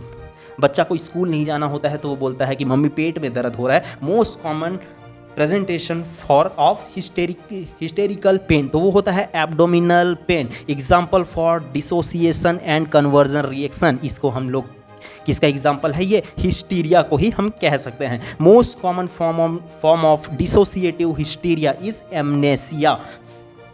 Psychotherapy is most useful in hysteria में बहुत ही ज़्यादा उपयोगी होता है दोस्तों। तो हिस्टीरिया को याद रखना है इसके बारे में, है ना। ठीक है, आगे हम पढ़ते हैं साइन एंड सिम्टम के बारे में। कुछ साइन एंड सिम्टम जो है वो है हिस्टीरिया में दिखता है, वो है जेंसर सिंड्रोम, जिसको also known as AKA pseudo dementia के नाम से हम लोग भी इसको जानते हैं। इसमें हमको dissociative fugue, dissociative amnesia, pseudo conversion, choreiform movement और ट्रांसेंड पोजीशन भी दिखाई दे सकता है। जी हाँ दोस्तों, ट्रांसेंड पोजीशन जो है वो भी दिखाई दे सकता है। किसके कंडीशन में? हिस्टीरिया के एक कंडीशन में। आगे हम चलते हैं मैनेजमेंट की। Management do not focus on activity of patient. हमेशा याद रखना, मैनेजमेंट में इसके कई टाइप के क्वेश्चंस बनते हैं, तो याद रखना कि हिस्टीरिया के जो पेशेंट हैं कहीं ना कहीं वो अपना अटेंशन गेन करना चाहते हैं, इसलिए ऐसे मरीज जो कि बहाना बना रहे हैं, ठीक है, तो उनके एक्टिविटी पर हमको ध्यान नहीं देना है। ये हमारी फर्स्ट प्रायोरिटी रहेगी बहुत सारे क्वेश्चंस के लिए, तो इस बात का विशेष ध्यान रखेंगे। आगे बढ़ते हैं दोस्तों हाइपोकॉन्ड्रियासिस की ओर। तो हाइपोकॉन्ड्रियासिस हम किसको बोलते हैं? Preoccupation with serious illness despite medical testing and reassurance to the contrary. Preoccupied with feeling of illness को ही हम लोग हाइपोकॉन्ड्रियासिस के नाम से जानते हैं। और इसके लिए कम से कम ड्यूरेशन जो होना चाहिए दोस्तों वो 6 मंथ का ऐसा ड्यूरेशन होना चाहिए। हाइपोकॉन्ड्रियासिस में होता यूँ है दोस्तों कि अगर मरीज को छोटा सा भी कुछ महसूस होता है तो वो बहुत ही बड़ा डिजीज़ की तरह उस चीज़ को देखता है। मतलब हम कह सकते हैं कि ज़्यादा से ज़्यादा वो उस पर्टिकुलर चीज़ के बारे में सोचता है। आगे हम चलते हैं पर्सनैलिटी डिसऑर्डर की ओर। वेरी वेरी इंपॉर्टेंट क्वेश्चन आता है दोस्तों इसमें से। पहले आपको बता दूं कि पर्सनैलिटी का मतलब तो आप सब समझते ही है, तो उससे रिलेटेड कुछ डिसऑर्डर होते हैं, अलग अलग टाइप की पर्सनैलिटीज़ होती है, तो डिसऑर्डर के अकॉर्डिंग इसको अलग अलग टाइप्स में बांटा गया है। तो उसके बारे में हम लोग इंपॉर्टेंट जो चीज़ें हैं उनके बारे में देखेंगे। पर्सनैलिटी में परसोना वर्ड से ये जो वर्ड है वो लिया गया है। परसोना का मतलब होता है it means mask wear by a actor in drama. जैसे कि ड्रामा में एक एक्टर होता है वो मास्क वियर करता है, ठीक है, उसे परसोना कहते हैं। और इसी परसोना जो वर्ड है उससे पर्सनैलिटी का जो वर्ड है वो बना हुआ है। तो कुछ टाइप्स होते हैं पर्सनैलिटी के, तो इसको क्लस्टर ABC में बांटा गया है दोस्तों। तो क्लस्टर A में कौन कौन सी टाइप की पर्सनैलिटी होती है इसको याद जरूर रखना, क्योंकि एग्जाम पे पूछता है, हमको पता ही नहीं होते कि क्लस्टर A में क्या आता है, क्लस्टर B में क्या आता है, और हम इसका आंसर जो है वो गलत कर देते हैं या फिर उस क्वेश्चन को अटेंड ही नहीं करते हैं क्योंकि हम कभी पर्सनैलिटी के बारे में नहीं पढ़े होते हैं। तो दोस्तों क्लस्टर A में जो आता है सीजॉइड पर्सनैलिटी के लोग आते हैं। पहला सीजॉइड पर्सनालिटी, और सीजॉइड पर्सनालिटी के लोग होते हैं अलूफ। अलूफ मतलब होता है दोस्तों बेपरवाह। ऐसे लोग बेपरवाह होते हैं, किसी बात की चिंता नहीं होती है। ह्यूमरलेस होता है, उसमें ह्यूमर नहीं होता, और इमोशनली कोल्ड होता है, इमोशनली बहुत ही अच्छे नहीं होते हैं। दूसरा जो है इसका टाइप्स में ही हम देखते हैं क्लस्टर ए में ही आता है सीजोटाइपिकल। सीजोटाइपिकल पर्सनैलिटी क्या होता है दोस्तों, तो इसमें जो बंदा है वो मैजिकल थिंकिंग सोचता है, सोशल विड्रॉवल होता है, ऑड स्पीच गंदी गालियों का भी उपयोग उपयोग कर सकता है। और तीसरा जो पैरानॉइड पर्सनैलिटी आप देख रहे हैं जो कि क्लस्टर ए में ही आ रहा है, तो ये याद रखना कि पैरानॉइड जो है मोस्ट कॉमन इन मेल है। इसमें क्या होता है, सस्पिशियस पर्सनैलिटी होता है, मिसट्रस्ट होता है, किसी के ऊपर भरोसा नहीं करते हैं। ठीक है, तो पैरानॉइड पर्सनैलिटी वाले हमेशा याद रखना कि शकी मिजाज के होते हैं, भरोसा आसानी से नहीं करते, उसे हम लोग पैरानॉइड पर्सनैलिटी के में काउंट करते हैं। क्लस्टर ए में 3 पर्सनैलिटी, सिजॉइड पर्सनैलिटी, सिजोटाइपिकल पर्सनैलिटी और पैरानॉइड पर्सनैलिटी।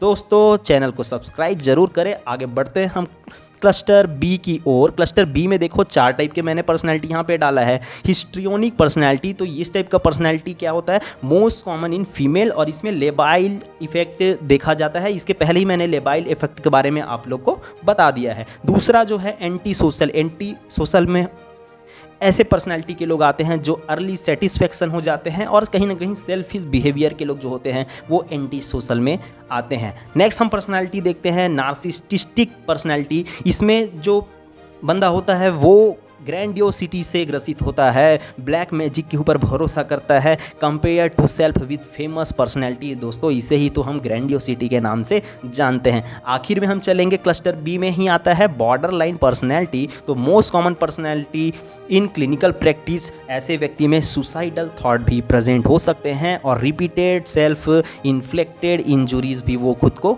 नुकसान पहुंचा सकता है। बढ़ते हैं क्लस्टर सी की ओर। इसमें आता है डिपेंडेंट और अवॉइडेंट। तो डिपेंडेंट जो पर्सनालिटी के होते हैं दोस्तों, ड्रग एडिक्शन और अल्कोहलिज्म के शिकार होते हैं, और जो अवॉइडेंट होते हैं मोस्ट कॉमन इन सोसाइटी पाया जाता है, और ऐसे पर्सनालिटी के लोग हमेशा एंजाइटी से ग्रसित होते हैं। तो दोस्तों मैंने आपको क्लस्टर ए, क्लस्टर बी और क्लस्टर सी के पर्सनालिटी के बारे में काफ़ी कुछ बताया है। आप इतना पढ़ लीजिए, यकीन मानिए कि अगर पर्सनालिटी से क्वेश्चन आएगा तो इन्हीं में से कुछ चीज़ों को पूछेगा। इसलिए एक एक जो वर्ड लिखा हुआ है दोस्तों उसको ध्यान से पढ़ने की ज़रूरत है। किसी भी वर्ड और सेंटेंस को हल्के में नहीं लेना है, क्योंकि ये एग्ज़ाम है नॉर्सेट का, आने वाले ESIC का, RRB का, जिपमर का, सारे के सारे एग्ज़ाम पे कुछ भी पूछा जा सकता है, क्योंकि एग्ज़ाम में हमेशा स्पेसिफिक आता है, इसलिए हमें स्पेसिफिक ही पढ़ना जरूरी है। बढ़ते हैं ईटिंग डिसऑर्डर की ओर, जिसमें आप सभी को पता है एनोरेक्सिया नर्वोसा के बारे में ज़रूर सुने होंगे, जिसको हम लोग fat phobia, weight gain, refusal of food या थिनिंगनेस, पतलापन हम कहते हैं। Anorexia is caused by denervation of stomach, increase leptin या इंक्रीज सीसी इन ब्रेन, ये एनोरेक्सिया का कारण बनता है। Anorexia can be differentiated from bulimia by peculiar pattern of food handling. Drug of choice in anorexia nervosa, imipramine. Treatment of choice for anorexia nervosa, तो nutritional supplement. दोस्तों anorexia आप सबको पता है कि मुझे मोटापा ना हो, मेरा वेट ना बढ़ जाए और मैं पतला हो जाऊं, इस चक्कर में क्या करता है, फूड को रिफ्यूज़ कर देता है, खाना नहीं खाता है जो व्यक्ति होता है, और इसी कंडीशन को हम लोग एनोरेक्सिया नर्वोसा के नाम से जानते हैं। बढ़ते हैं दोस्तों नेक्स्ट ईटिंग डिसऑर्डर, जिसका नाम है बुलिमिया नर्वोसा, जिसे हम लोग बिंज ईटिंग के नाम से भी जानते हैं। Excessive eating followed by purging by use of laxity, इसको हम लोग बोलते हैं बुलिमिया नर्वोसा। दोस्तों नेक्स्ट हम देखते हैं प्रोग्नोसिस ऑफ बुलिमिया, वो होता है हमेशा बैड। और रसेल साइन सीन इन, याद रखना रसेल साइन हमेशा कहाँ दिखाई देता है, बुलिमिया नर्वोसा में दिखाई देता है। Most appropriate drug for treatment of bulimia nervosa, तो वो होता है फ्लुक्सेटाइन, जो होता है वो है treatment of choice for bulimia nervosa. दोस्तों बुलिमिया नर्वोसा में मरीज खाता तो है, लेकिन वो हो सकता है कि वॉमिटिंग कर दे या फिर लैक्सेटिव का उपयोग कर ले। ठीक है, तो इस कंडीशन को हम लोग क्या कहते हैं, बुलिमिया नर्वोसा। बढ़ते हैं हम नेक्स्ट जो टॉपिक है alcoholism, very very important topic alcoholism. Standard drink जो होता है उसमें कितना ग्राम एथेनॉल होता है, तो 10 to 15 ग्राम ऑफ एथेनॉल होता है। याद रखना दोस्तों अल्कोहल का जो फॉर्म होता है वो एथेनॉल, जो अल्कोहल होता है वो हम पीने के लिए उपयोग करते हैं, या अल्कोहलिक पेशेंट पीने के लिए उपयोग करता है। Irresistible urge to drink alcohol, उसको हम लोग डिप्सोमेनिया के नाम से जानते हैं। Major site of absorption of alcohol, तो वो होता है स्मॉल इंटेस्टाइन, और वो भी होता है दोस्तों डीओई, स्मॉल इंटेस्टाइन का डिओडिनम में। अगर पूछा जाए स्मॉल इंटेस्टाइन का भी कहाँ, तो डिओडिनम में सबसे ज़्यादा अल्कोहल का एब्जॉर्प्शन होता है। Alcohol act in brain on GABA NMDA, toxicity due to ethanol by inhibiting gluconeogenesis. दोस्तों टॉक्सिसिटी क्यों हो जाता है, क्योंकि ये क्या करता है, ग्लूकोनियोजेनेसिस को इनहिबिट करता है। And product of one stage fermentation को हम लोग क्या कहते हैं, एथेनॉल कहते हैं, और यही पीने के लिए उपयोग में लाते हैं। Most common symptom of alcohol withdrawal, तो वो होता है tremor. Very very very important question, most common symptom of alcohol withdrawal पूछते हैं मित्रों, तो ट्रेमर इसका आंसर होगा। कैरेक्टरिस्टिक ऑफ अल्कोहल विथड्रॉवल, तो इसका आंसर है hallucination. Alcoholic hallucination occur with in 24 घंटे के अंदर ही अल्कोहलिक हेलुसिनेशन जो है वो चालू हो जाता है। अल्कोहल एब्यूज़ क्या दिखाई देता है इसमें, मैस्वेन साइन और मॉर्बिड जेलसी हमको दिखाई दे सकता है। अल्कोहल प्रोड्यूस हाइपोग्लाइसीमिया बाई, जो व्यक्ति अल्कोहल का सेवन करते हैं, अल्कोहल को इंजेस्ट करते हैं और वो हाइपोग्लाइसीमिया का शिकार हो जाता है, क्योंकि अल्कोहल जो होता है इनहिबिट करता है ग्लूकोनियोजेनेसिस की प्रक्रिया को और नए शुगर मॉलिक्यूल्स नहीं बन पाते, और कहीं ना कहीं यही कारण होता है व्यक्ति के हाइपोग्लाइसेमिया अर्थात शुगर के कम हो जाने का। तभी याद रखना, जो अल्कोहलिक पेशेंट होते हैं अचानक से बेहोश होकर हॉस्पिटल्स में आते हैं और उसको D25 या D50 जैसी जो IV फ्लूइड है, डेक्सट्रोज अर्थात शुगर है, वो चढ़ाया जाता है, क्योंकि वो हाइपोग्लाइसीमिया में चले जा रहता है। क्योंकि इनहिबिटिंग ग्लूकोनियोजेनेसिस ये करता है alcohol. Best enzyme marker for chronic alcoholism, ऐसा कौन सा एंजाइम है जिससे हम पता लगा सकते हैं कि व्यक्ति अल्कोहलिज्म के कंडीशन में है, तो गामा ग्लूटामाइल ट्रांसफरेंस, जिसको हम लोग GGT के नाम से भी जानते हैं। तो नॉर्मल GGT का जो लेवल होता है 0 to 48 इंटरनेशनल यूनिट पर लीटर। इसके लिए हम लोग एक क्वेश्चनिंग का भी उपयोग करते हैं, जिसको केज क्वेश्चनिंग बाई जॉन इविंग। जो जॉन इविंग था उन्होंने केज क्वेश्चनिंग दिया था, जिसमें C का मतलब है कट डाउन, A का मतलब होता है एनॉयड, G का मतलब होता है गिल्ट और E का मतलब होता है आई ओपनर। मैनेजमेंट हम देखते हैं अल्कोहलिज्म का, टोटल एब्सटिनेंस जो है इसका सबसे अच्छा मैनेजमेंट हो सकता है। अल्कोहलिक एनोनिम्स और सेल्फ हेल्प ग्रुप बनाया गया, जो 2 व्यक्ति थे बॉब एंड विल्सन, उनके द्वारा बनाया गया था। एक ग्रुप बनाया गया था अल एनन ग्रुप, जो कि बनाया गया था एनी वाइफ ऑफ बॉब, जो बॉब थी उनकी वाइफ एनी के द्वारा बनाया गया था। ऐसे महिलाओं का ग्रुप बनाया गया था, जिसे हम लोग एल एनन ग्रुप के नाम से जानते हैं। Drug used for mild alcohol withdrawal, तो वो होता है benzodiazepine disulfiram act by inhibiting dehydrogenase. आगे हम बढ़ते हैं दोस्तों ECT के बारे में, जिसको हम लोग बोलते हैं इलेक्ट्रोकन्वल्सिव थेरेपी। इलेक्ट्रोकन्वल्सिव थेरेपी किस टाइप का थेरेपी है दोस्तों, फिजिकल थेरेपी होता है। ECT क्या थेरेपी है, फिजिकल थेरेपी है। ECT किनके द्वारा लाया गया था, तो वो लाया गया था कार्लेटी एंड बिनी 1938 में। ऑलरेडी मैंने बता दिया है जो अमाउंट ऑफ करंट का अमाउंट कितना होता है दोस्तों, तो इसे याद रखना जरूरी है। 70 से लेके 130 वोल्ट, या हम बोल सकते हैं 200 से लेके 1600 मिली एम्पियर का करंट की ज़रूरत होती है। अगर इसके एग्जैक्ट यूनिट की बात करें तो मिली कोलम्बस में इसका हम यूनिट लेते हैं। और ड्यूरेशन जो होता है वो कितने देर तक से हम इलेक्ट्रोड को लगाते हैं, तो 0.621 सेकेंड के लिए हम लोग इसको क्या करते हैं, ECT में करंट देते हैं, इससे ज़्यादा नहीं देते हैं। अगर लिथियम थेरेपी चल रहा है तो ज़्यादा से ज़्यादा 1.2 सेकेंड तक से ही हम किसी मरीज को ECT थेरेपी दे सकते हैं। पोजीशन क्या होना चाहिए, तो याद रखना कि पोजीशन ECT के टाइम पे सुपाइन पोजीशन होना चाहिए, जिसमें pillow under the lumbar position. Lumbar जो रीजन है, लंबर रीजन के अंदर क्या होना चाहिए, पिलो होना चाहिए, तकिया होना चाहिए। इसके पीछे का कारण मैं आगे आप लोग को बताऊंगा। ड्रग यूज्ड ड्यूरिंग ECT के दौरान कुछ ड्रग्स का हम इस्तेमाल में कर लाते हैं, जिसमें है एट्रोपिन सल्फेट का उपयोग में लाते हैं, ठीक है, एस्पिरेशन से रोकने के लिए। थियोपेंटोन सोडियम का उपयोग में लाते हैं, सक्सिनिल कोलिन का उपयोग में लाते हैं, और आखिरी में हम कह सकते हैं कि ऑक्सीजन की भी ज़रूरत कहीं ना कहीं पड़ती है। Atropine is given before electroconvulsive therapy for, किस लिए, प्रिवेंशन ऑफ एस्पिरेशन। अगर कोई भी सिक्रीशंस हो रहे हैं तो कहीं ना कहीं सिक्रीशन जो ओरल सिक्रीशन होते हैं उसके एस्पिरेट ना हो, अंदर नहीं जाए, इसके लिए हम लोग एट्रोपिन सल्फेट का उपयोग करते हैं। इसमें 2 टाइप के सीजर्स उत्पन्न किए जाते हैं, टोनिक सीजर और क्रोनिक सीजर। टोनिक सीजर जो होता है 10 to 15 सेकेंड तक होता है, क्रोनिक सीजर जो होता है 30 से 60 सेकेंड तक से होता है। Adequate motor seizure duration should भी एटलीस्ट बोल सकते हैं हम लोग 20 सेकेंड्स का होता है। कॉन्ट्रा इंडिकेशन ECT के लिए कॉन्ट्रा इंडिकेशन एब्सोल्यूट मतलब करना ही नहीं है इस कंडीशन में। किस कंडीशन में, अगर मरीज का ICP इंट्राक्रेनियल प्रेशर बढ़ा हो, अगर मरीज को हार्ट में पेसमेकर लगा हो,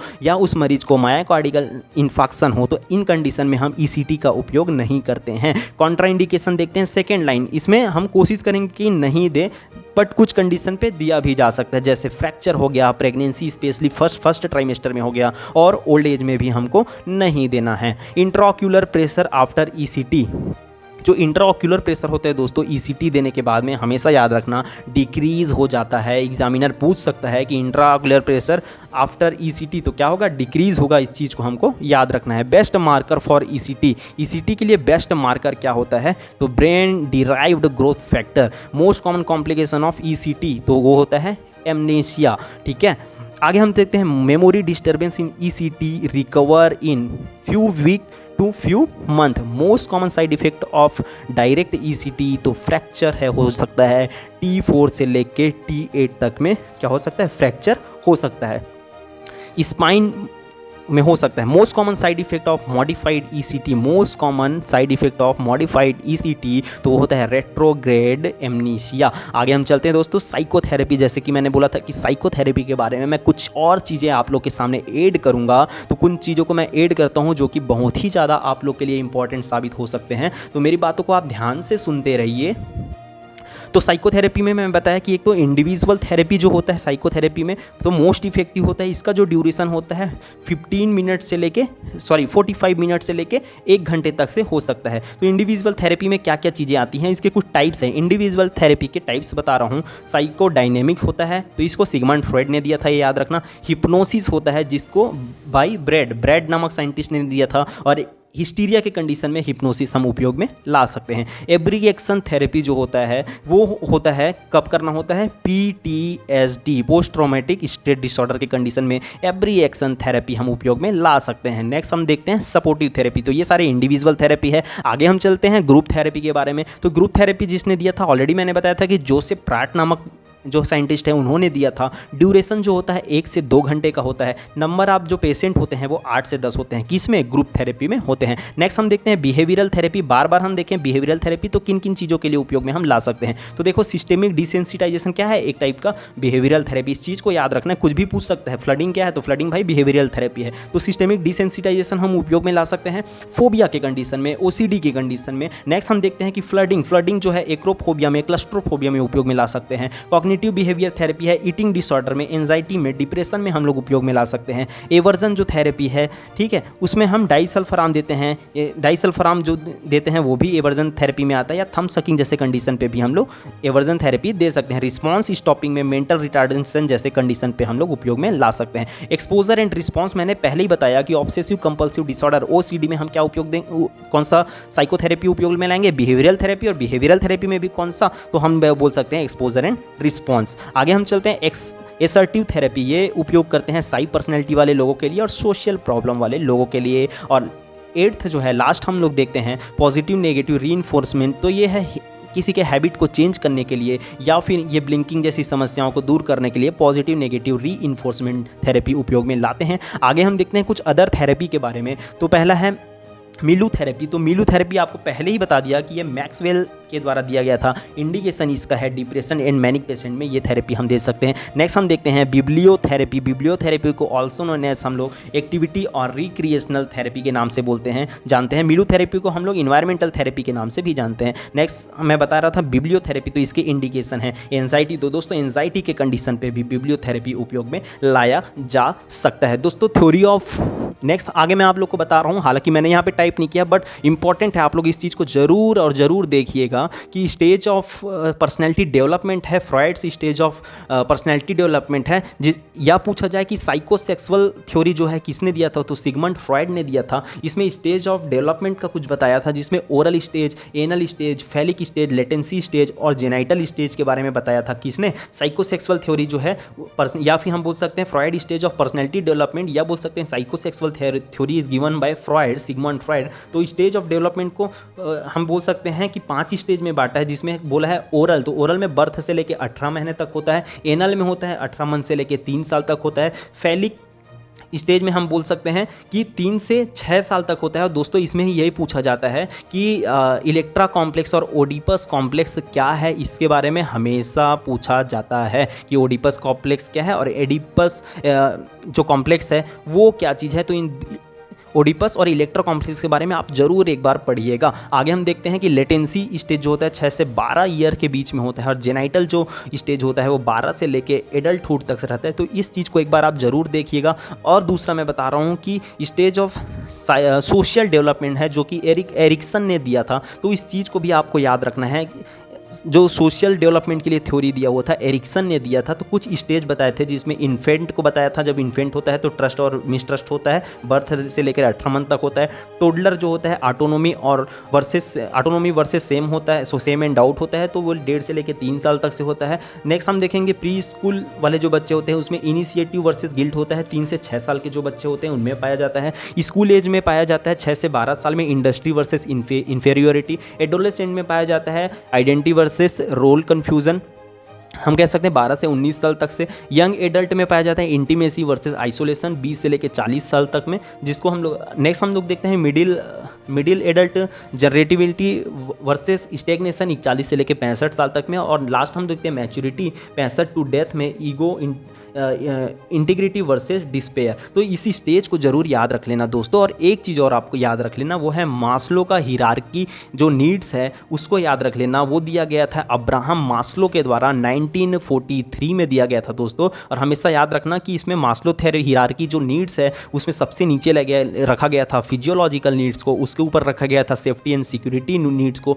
उसके ऊपर रखा गया था need for law and belongingness को, उसके ऊपर रखा गया था सेल्फ स्टीम एंड नीड को, और आखिर में जो सबसे टॉप में था तो सेल्फ एक्चुअलाइजेशन। तो दोस्तों पूछता है कि सबसे टॉप में क्या है, तो सेल्फ एक्चुअलाइजेशन है। सबसे बॉटम में क्या है पूछा जाए तो फिजियोलॉजिकल नीड्स है। तो 1943 में अब्राहम मास्लो ने इस हिरार्की नीड्स, मास्लोस हिरार्की नीड्स को दिया था। तो इस चीज़ का भी आप विशेष ध्यान रखेंगे। उम्मीद है दोस्तों ये वीडियो आप सभी के लिए बहुत ही शानदार और जानदार साबित हुआ होगा। तो आप इस वीडियो को एक बार फिर से आपसे रिक्वेस्ट है कि अगर आपने हमारे चैनल को सब्सक्राइब नहीं किया है तो दोस्तों सब्सक्राइब जरूर करिए, क्योंकि बहुत सारे ऐसे व्यूवर हैं जो कि वीडियो को देख तो रहे हैं लेकिन सब्सक्राइब नहीं कर रहे हैं। तो दोस्तों आप सबसे अपील है कि आप ज़रूर इस वीडियो के थ्रू इस चैनल को सब्सक्राइब जरूर करें, वीडियो को लाइक करें और अपने दोस्तों तक ज़्यादा से ज़्यादा शेयर करें। और लास्ट मोमेंट में ये पढ़ने वाला पंच है दोस्तों, लास्ट पंच बोल सकते हैं या फाइनल पंच बोल सकते हैं कि एक बार इस वीडियो को ज़रूर पढ़ के जाए और अपने दोस्तों को ये भी सलाह दें कि एग्ज़ाम के पहले कम से कम इस वीडियो के लिए अपना लगभग 1 डेढ़ से 2 घंटे का टाइम है वो ज़रूर दें। धन्यवाद।